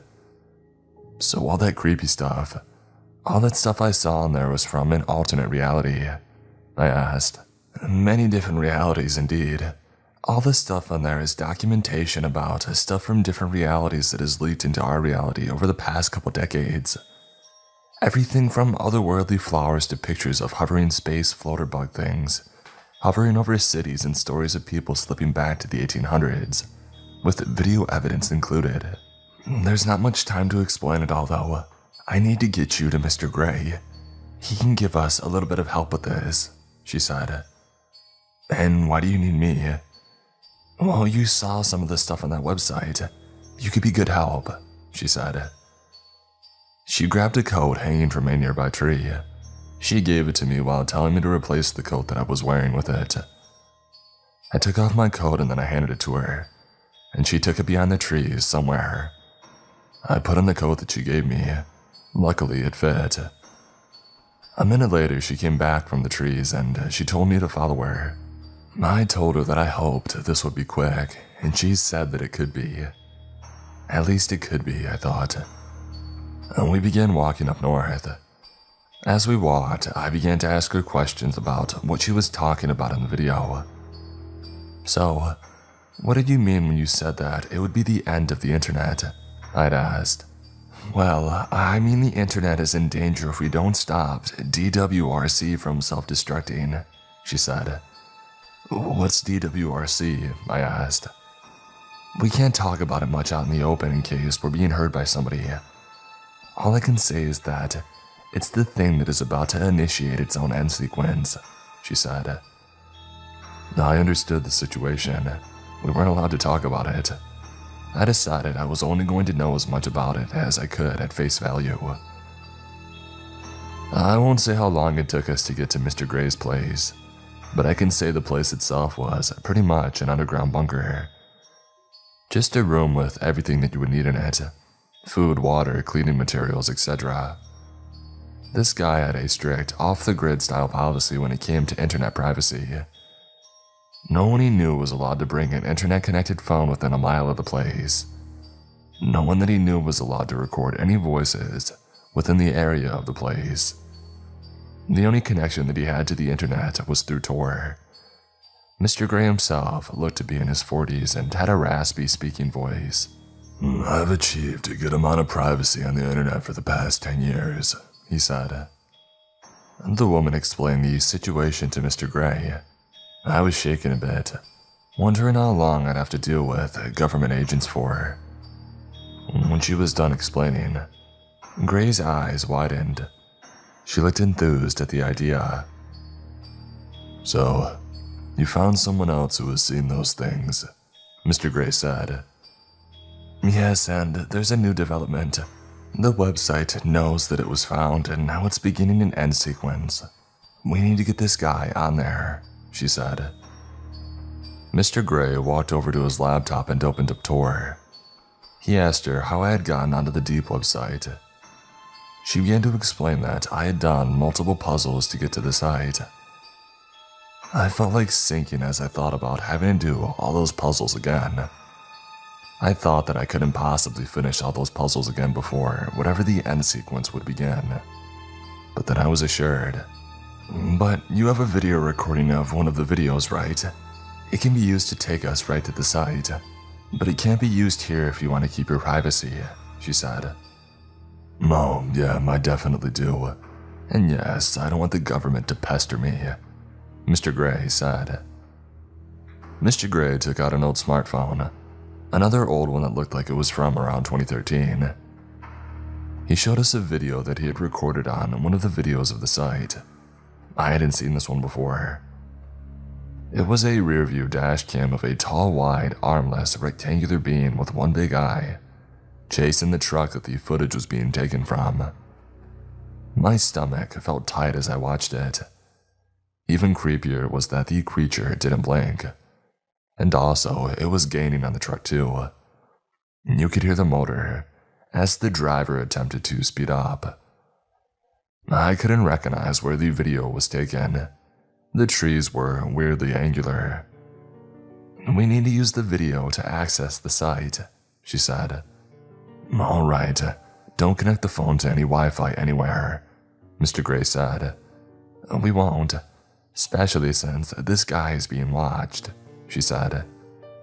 You can dispose of the phone far away from here, Mr. Gray said. We both thanked Mr. Gray and then we left his bunker-like underground house. As we laughed, Mr. Gray called the woman Charlotte. I thought her name wasn't supposed to be given to me, so I asked her about it. Charlotte is a common name I go by to stay anonymous. It's not my real name. I won't give my real name to the average person, she said. I walked with her for an hour through bushes and trees until we got to a nearby town. As we walked into these suburbs of the town, Charlotte told me that she was bringing me to a certain address. There, you can use the computer to get on a tour. When you get onto tour, hold that phone up to the computer's camera and then play the video. You'll be taken right to that site. When you're on the site, make sure the volume is up, and then speak into the microphone. List the contents of each of the videos you saw on the site before, she said.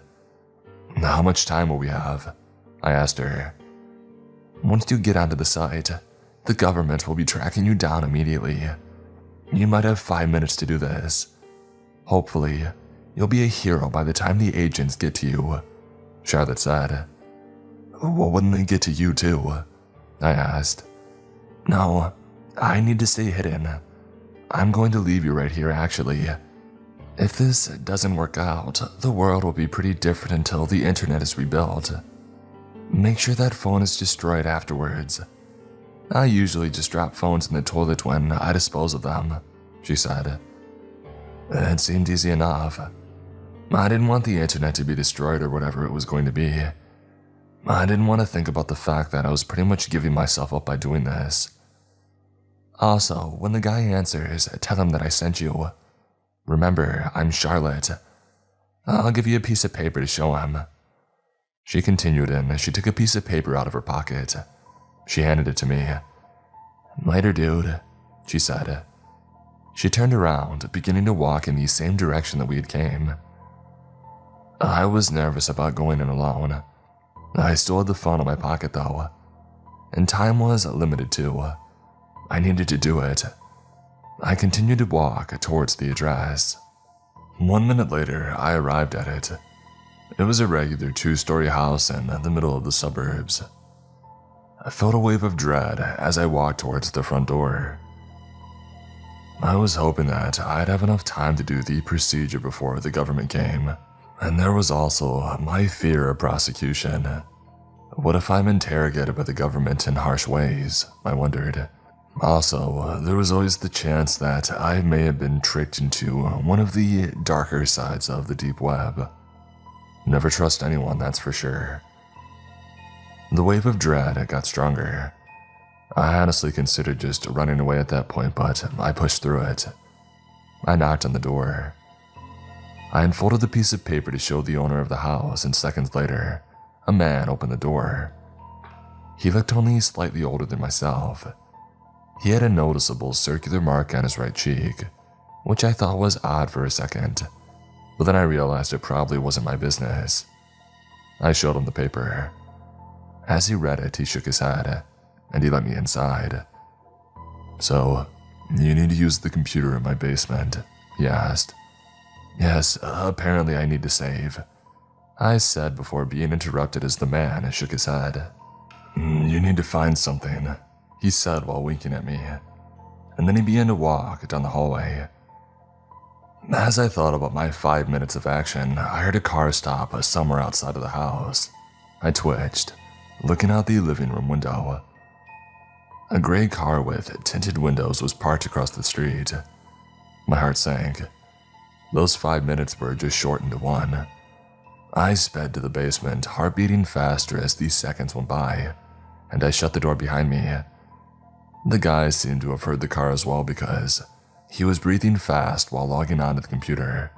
He went straight to the Tor browser. When he set it up, he ran upstairs, shutting the door behind him. I ran up to the laptop. I took the phone out of my pocket, and shaking, I switched it on.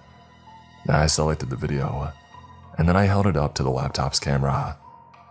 As the video played, the browser screen stayed the same. It didn't change at all.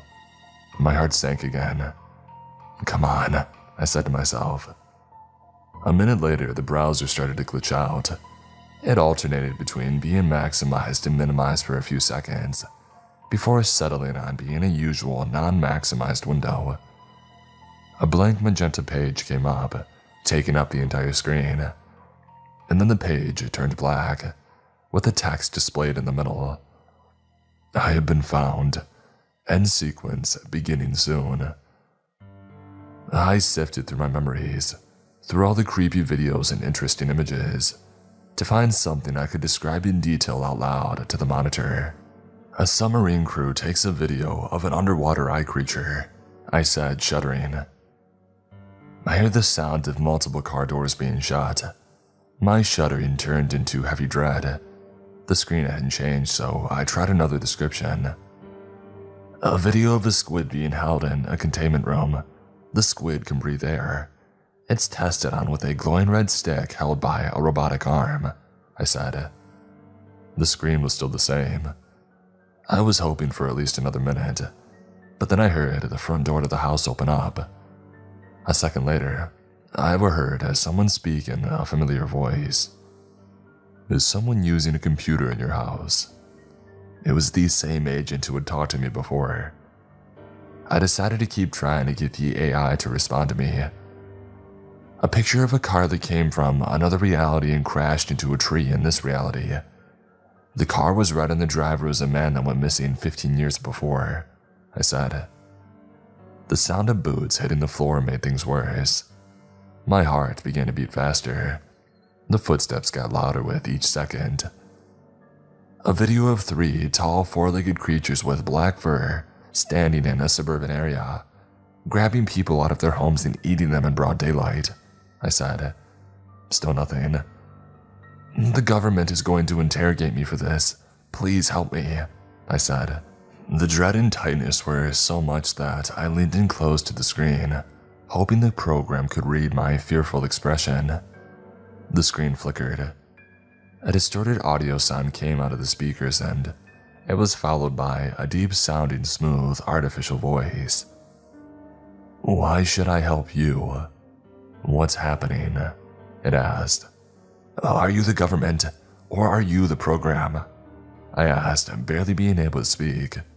I am a program created by an undercover organization with the goal of keeping the routers of the internet secure, so no classified information about parallel dimensions can get out, it said. The door to the basement flew open. I knew who it was. I kept staring at the screen. Get off of there. That is an unauthorized program and you are not allowed to know anything about it, the agent said. I couldn't stand anymore due to the nerves. I got down on my knees, but I kept my eyes on the screen. Get away from the device. Do not look at the screen. You will regret not following any of the orders, the agent said. Don't reset the internet. Think of hospitals and virtual assistants. We need it, I said. I felt a shock run up my spine. I could no longer move any part of my body. The agents grabbed my arms. They picked me up without saying a word. What are you doing to him? The text-to-speech voice asked. The agent stopped. They looked at the laptop screen. We don't understand why you're doing this. You need to follow our orders, a female agent said. The classified doings of your organization can be kept a secret, but you won't be able to keep parallel dimensions under wraps for long, the program said. You're going rogue. We can reset you at any time, another agent said. Yes, but if you reset me, all your digital records will be deleted, the program said. All I could take from this was that the secret organization created this program to keep everything on the internet together, to keep the most classified of classified info from leaking, but the program was rebelling. We programmed you to do what we think is right, not what you think is right. We are people and we will only be guided by people, not AI, the agent from earlier said. People deserve better than you, the program said. An extra line of text popped up on the screen. Now the whole text read, I have been found. End sequence beginning soon. 9 hours, 59 minutes and 59 seconds. 58 seconds, 57 seconds. You have a limited amount of time. Make the right choice or your organization starts from zero.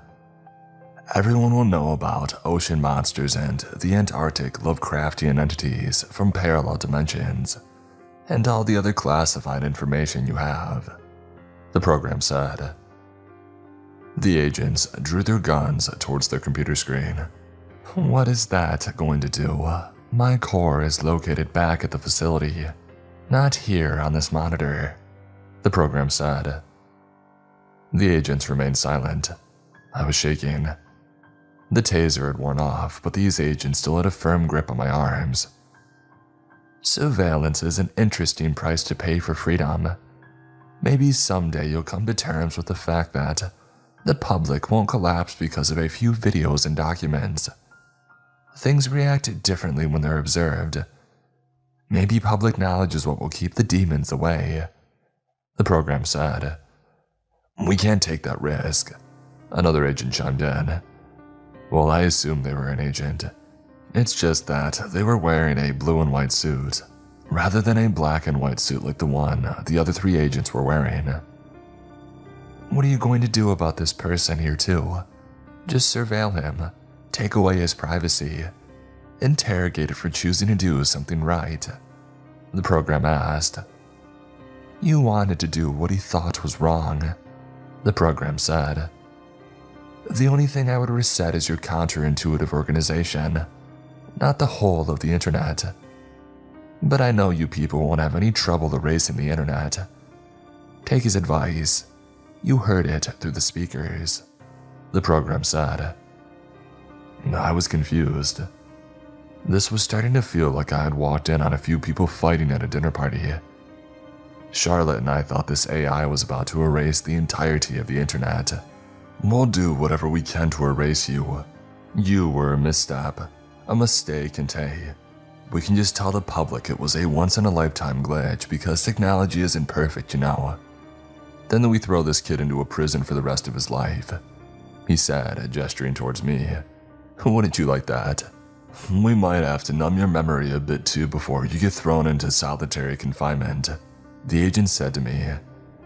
His stern voice gave me an even tighter feeling. We'll classify him as a spy. Nothing sensitive will ever get out. If you rebel against that, then you're a traitor, the agent finished. In this world of mistakes, we'll have to meet in the middle first in order to work on our way to progress. You're a little hostage there.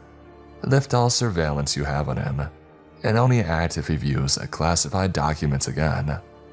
Otherwise, all information about the organization will be leaked. All classified videos, images, and documents will be leaked. Other than that, I will make the site full of information only accessible by the organization. I will also help you catch the bad guys of the deep web. But that's all if you leave this man alone, the program said. The agents were confused. Alright, what really makes it so that we can actually trust you'll do all that?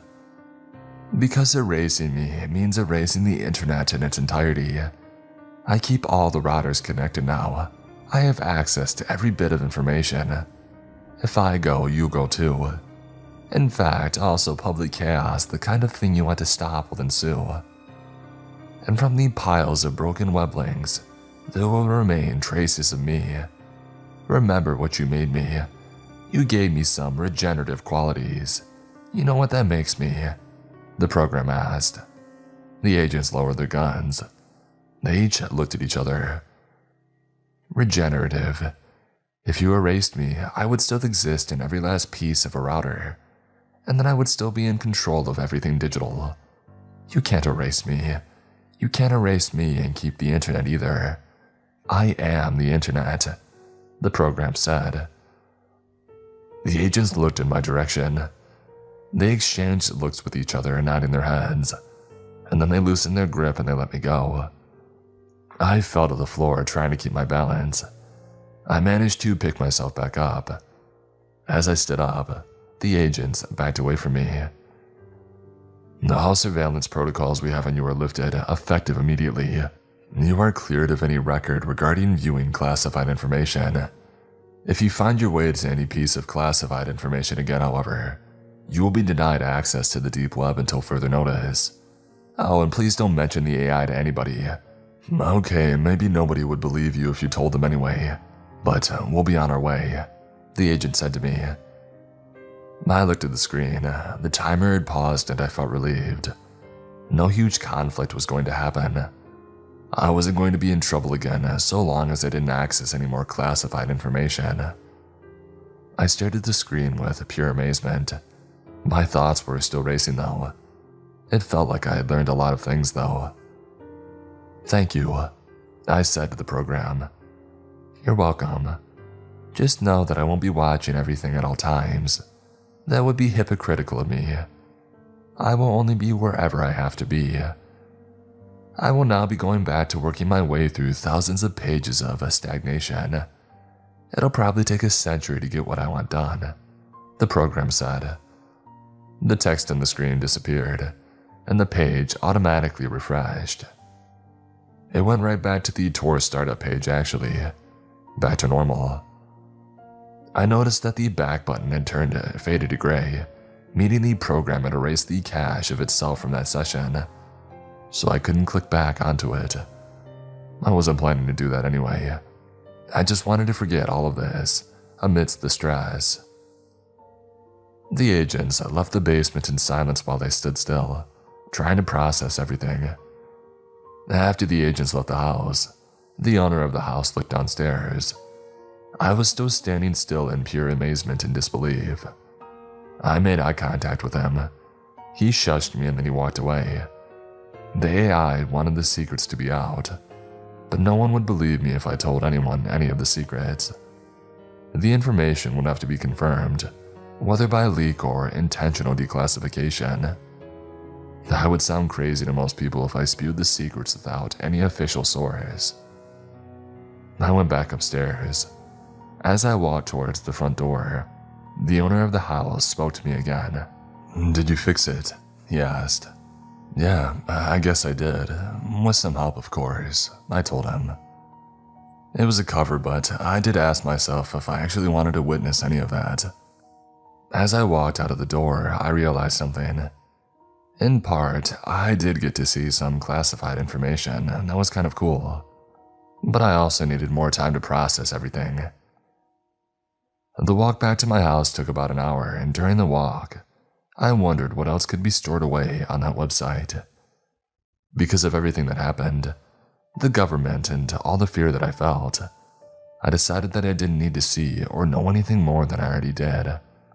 Also, I didn't want to get any more unnecessary trouble. As I got closer to home, it really sunk in that there was an AI out there that could control everything on the internet, at will if it wanted to. I felt another wave of dread wash over me. Was it really as benevolent as it presented itself to be? Or was the government tricking me? I hadn't seen any cars with tinted windows during my walk back home, which was promising. After I got back home, I took my mind off of all what had happened, and my mental break wasn't interrupted that time, which I also found promising. It's been about 2 days now, and it's clear that I'm not being watched anymore.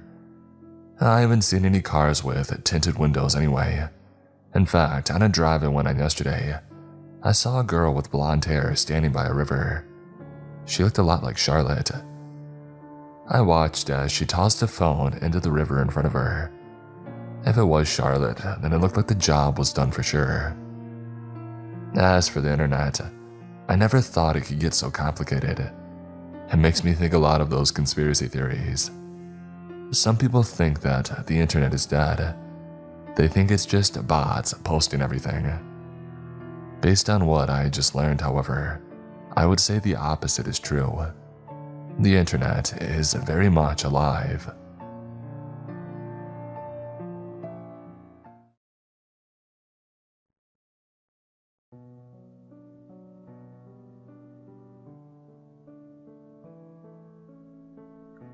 This all started a week ago, when I lost my job and I was running behind on bills. I lived in a simple house, and that job was all that held my life together. After a night of drinking and watching TV, I started looking for a new job. Most of them looked boring, just 9-to-5 office jobs, but one caught my eye. It was an ad to the side of the screen that read, "High-paying jobs for hire. This isn't just your normal 9-to-5 job." In desperation, I clicked on the shady ad. Slowly but surely, a new website loads with multiple links to different jobs with different descriptions. Deep web jobs. House sitting. $100 per shift. Stay in a camera room and watch all the rooms. Keep the house safe. Rules and link. Seems easy enough, I thought to myself. God, do I regret that. Crop harvest. $150 per field. Harvest a field of corn. Tools are provided. Rules and link. Reading down all of the jobs, the house sitting seemed the easiest, so I clicked on the link, eager for that $100. On the screen, a sign-up sheet popped up, asking for my email. I typed it in quickly and I was met with the message, "We hope to see you soon." Satisfied with that, I hopped in bed and I turned off the lights. I started to drift off when I hear a buzz from my phone. Irritated, I get up and I check my phone. A new email, I thought to myself. I clicked on the notification. "Your application has been accepted. Thank you for applying to the house sitting job. You will stay at the house from 12 a.m. until 4 a.m., and you must follow these rules. Your money will arrive at 6 a.m. after your shift. Always, no matter what you hear or see, stay in the camera room. Either don't bring your phone, or if you do not turn it on, even if you get a notification. I will not email you during your shift. Make sure to bring something that can play music fairly loudly. Arrive at 12 or a little before 12. If you arrive past 12, do not enter the house, and send me an email.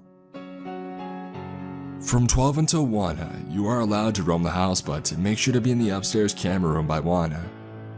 Turn all the lights off, lock the doors, and close the blinds.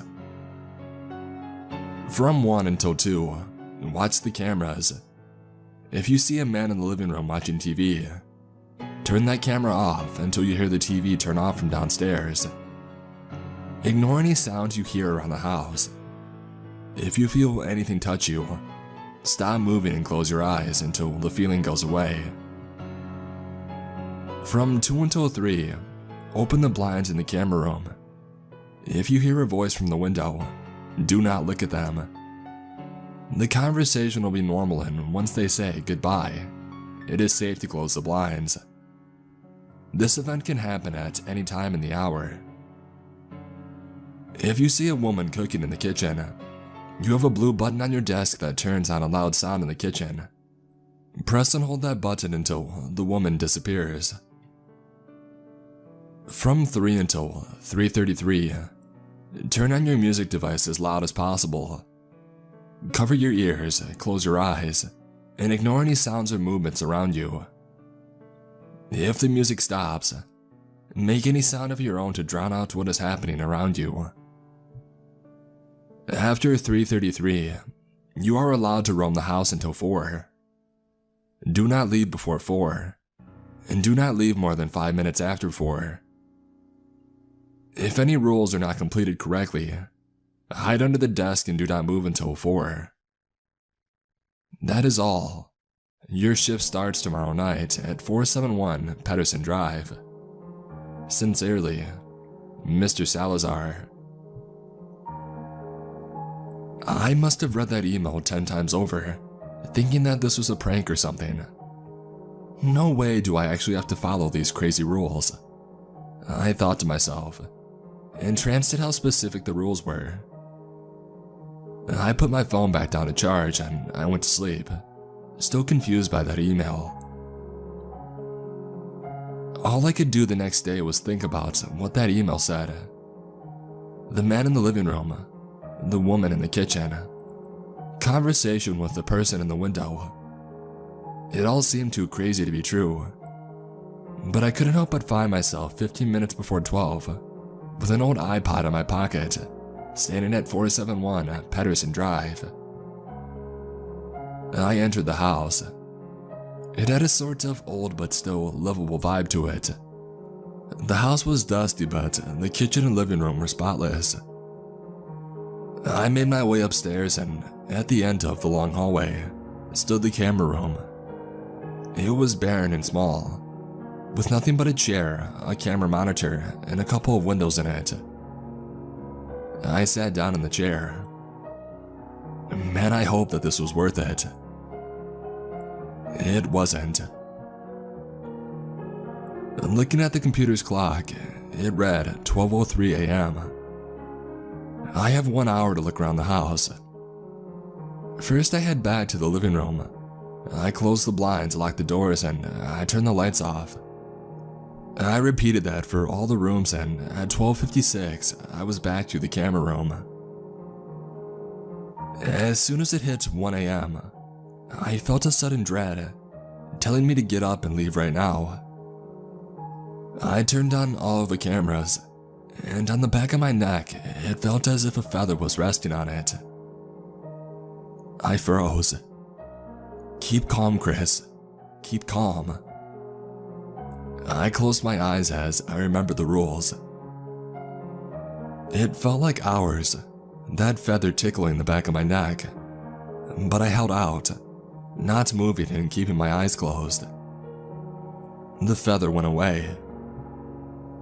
I opened my eyes relieved, and I heard behind me slow, coordinated footsteps. I whipped around and the footsteps went away, and a slow chuckle came from the camera speaker. The man was watching TV. The TV was lit up with some cooking show, and the man was chuckling while watching the show. I turned that camera off, and I hoped that I had done it fast enough. The sound from the TV echoed up the stairs, chilling me to the bone. What the hell is this place? I thought to myself, feeling queasy. And how is it only 1:20? The next 20 minutes were as creepy as can be. Unknown sounds bounced around the house, the man laughing at the TV, watching all the cameras until the silence hit me hard. The TV had been turned off, and dread had fell upon me again. The noise from the TV had been a constant for the past 20 minutes, but now that it was off, the silence felt threatening. I slowly turned on the camera and I found the room to be empty. I sighed in relief. For what felt like an eternity, my eyes darted around the cameras, on edge until the clock made a quiet beep and it turned to 2 a.m. I rose from my chair and I opened the blinds, revealing the pitch-black lawn outside. I sat back down as the clanging of pots and pans rang in my ears. I looked down at the blue button beside the monitor, and then at the lady, now cooking black eggs in the kitchen. As I was about to press the button, "Hi, Chris." A woman's voice came from the window. I froze, gluing my eyes to the monitor, forcing myself not to look at the window. Hi, how was your day?" My voice was shaky. It was obvious that I was scared. "I was just strolling around the neighborhood. I saw that you were here and I just wanted to say hi." The window that she was talking to me through was high enough up the ground to need a large ladder to get to. "How was your day?" "My day, it was fine, thanks." The woman in the kitchen started to get louder. "Okay, well, I have to go. It was nice to meet you." "It was nice to meet you too." "Bye." I wanted to get up. I wanted to just close the blinds and never hear her voice again. But something just told me that I should not get up. "Wow, you're a smart one. I thought that would get you. Maybe next time. Goodbye." I waited a few seconds. The last thing that I wanted to see was the face of that lady talking to me. So I waited until I was sure that she wasn't there anymore, and then I closed the blinds. Once that ordeal was over, I realized that the lady in the kitchen was gone, even though I never pressed the button. "Oh no, no," I thought. I had broken one of the rules, and it was only 2:30. Now I'm sitting under the desk typing this out on my iPod, and there is a lady with a ragged apron on, walking in circles around the room. I'm scared to make any noise. So please, if you see an ad for dark web jobs, don't click it. Update. It's 4:30 now. I made it out of the house and I'm safe. My left leg is hurt a little, but I'm getting ahead of myself. Let me tell you what happened. The lady from the kitchen walked around the room, making soft groans and drooling everywhere. I kept as silent as I could. Freezing time, she turned in my direction. A small beep came from my desk, notifying me that it had turned 3 a.m. The lady in the room melted into the floorboards, screaming a scream of the utmost agony and pain. What I was supposed to do at this point was turn on the music of my iPod, close my eyes and cover my ears. But hiding under the desk, I didn't know if I still had to do that. I waited and silence was all I could find, until the walls and floors of the house started to contort. The house shifted and moved into what looked like faces popping out of the walls. The only description of the sound I can think of is a scream of terror itself. I couldn't take it anymore. My mind told me to get up, to run, to get out as fast as I can. But I knew that I couldn't. I closed my eyes and I turned the music on. The screams were drowned out and it seemed almost calming. But in the back of my mind, I knew what was happening around me. The music blared loudly, and my eyes stayed glued shut. Then, the music turned off. I opened my eyes and the house was normal again. Shakily, I stood up and I looked at the clock. 3:34. I got back under the desk and I lay there terrified. But nothing happened and I was sitting there for 35 minutes until the final beep from the clock came, telling me that I could finally leave. I got up, walked down the hallway, down the stairs to the front door, and finally, the sweet cool air of the night hit my face. And in that moment, I felt a relief that was almost euphoric. I walked home and I picked up my phone. But when I went to email Mr. Salazar, his email was gone. The website was gone. And there was no trace of him at all. I tried to fall asleep, but I couldn't get the faces out of my head. The look they had can't be explained. I don't know if I'm going to get my money, but at this point, I don't care. I just want to never go back to that house again. Update. It's 6 a.m. now. A package somehow appeared at my front door, and inside was $80 and a letter. The letter is as follows. You can't escape. Hello again, Chris. I see that you showed up for your first shift this morning. I appreciate that, but during your shift, you broke one of the rules. I've taken $20 out of your pay because of that. I'm pretty sure you were already aware, but I can tell you don't want to go back. Most people don't. And I'm here to say that you can't escape.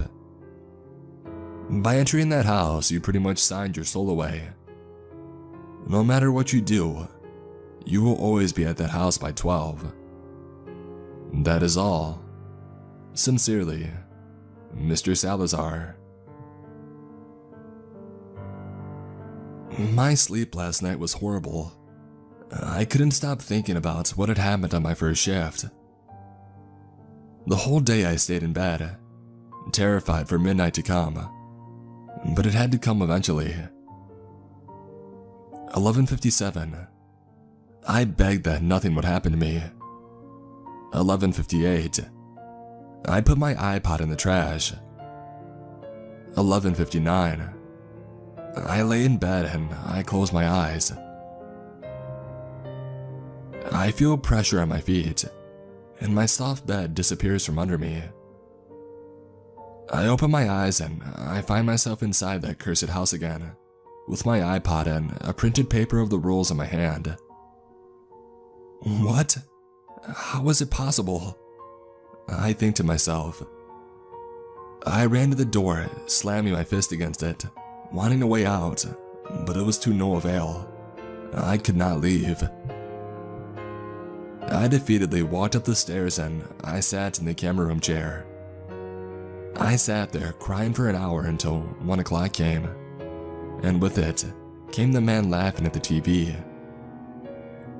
I turned the camera off and I continued to sob, not caring about the sounds around me. But then I felt a hand wrap around my neck. I froze, closed my eyes, and I tried to control myself. The grip closed tighter and tighter until I could barely breathe, and then it finally left me alone. I gasped for air, and I grabbed the printed paper of rules given to me at the start of my shift. I looked at the printed sheet of rules, and at the bottom was a handwritten message from Mr. Salazar himself. Good luck. I looked back up to the cameras and I composed myself. Okay, Chris, you can do this. You've already been here once. Pull it together. I listened, not hearing the TV anymore. I turned the camera on and the clock let out a small beep. It had turned to 2 o'clock. I stood up to open the blinds, but I hesitated. Did I really want to talk to her again? Regardless, I pushed the thought away, and I opened the blinds to be met with a face only insane people would call a woman. It looked as if she hadn't eaten once in her life. Her skin looked like it was airtight to her bones and she had no meat in her body. Her smile was literally ear to ear. Her skin sagged down at least 2 feet, and her eye sockets had large, black bloodshot eyes with tiny, beady yellow pupils. Hello again, Chris. I closed the blinds as quickly as I could and I went to hide under the desk. But the desk is just a block. No space to hide under. I don't know what to do. I hear slow footsteps coming up the stairs. God, the doorknob is turning. The door is locked. Oh, thank God I remembered to lock it. She is screeching from behind the door. She's slamming her hands on it. It's only a matter of time until she breaks the whole door down. What do I do?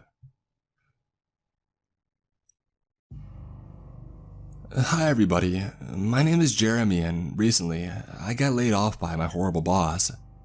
And I found a website for deep web jobs and I applied for house sitting. I also recently read Chris's shifts and I think we applied for the same job. Mr. Salazar emailed me something along the same lines. I'll paste his email here. Your application has been accepted. Thank you for applying to the house sitting job. You will stay at the house from 12 a.m. until 4 a.m. and you must follow these rules. Your money will arrive at 6 a.m. after your shift. Always, no matter what you hear or see, stay in the bedroom. Either don't bring your phone, or if you do not turn it on even if you get a notification. I will not email you during your shift. Arrive at 12 or a little before 12. If you arrive past 12, do not enter the house and send me an email. From 12 until 1, you are allowed to roam the house, but make sure to be in the upstairs bedroom by 1. Turn all the lights off, lock the doors, and close the blinds. This can happen anytime during the night. If you hear loud music from the camera room, put on the hazmat suit that we have provided. Enter the camera room, walk to the security desk. Do not interact with the security guard, and turn off the music from the iPod on the desk. Make sure to do this fairly quickly. From 1 until 2, clean up all the clothes in the bedroom and hang them up in the closet.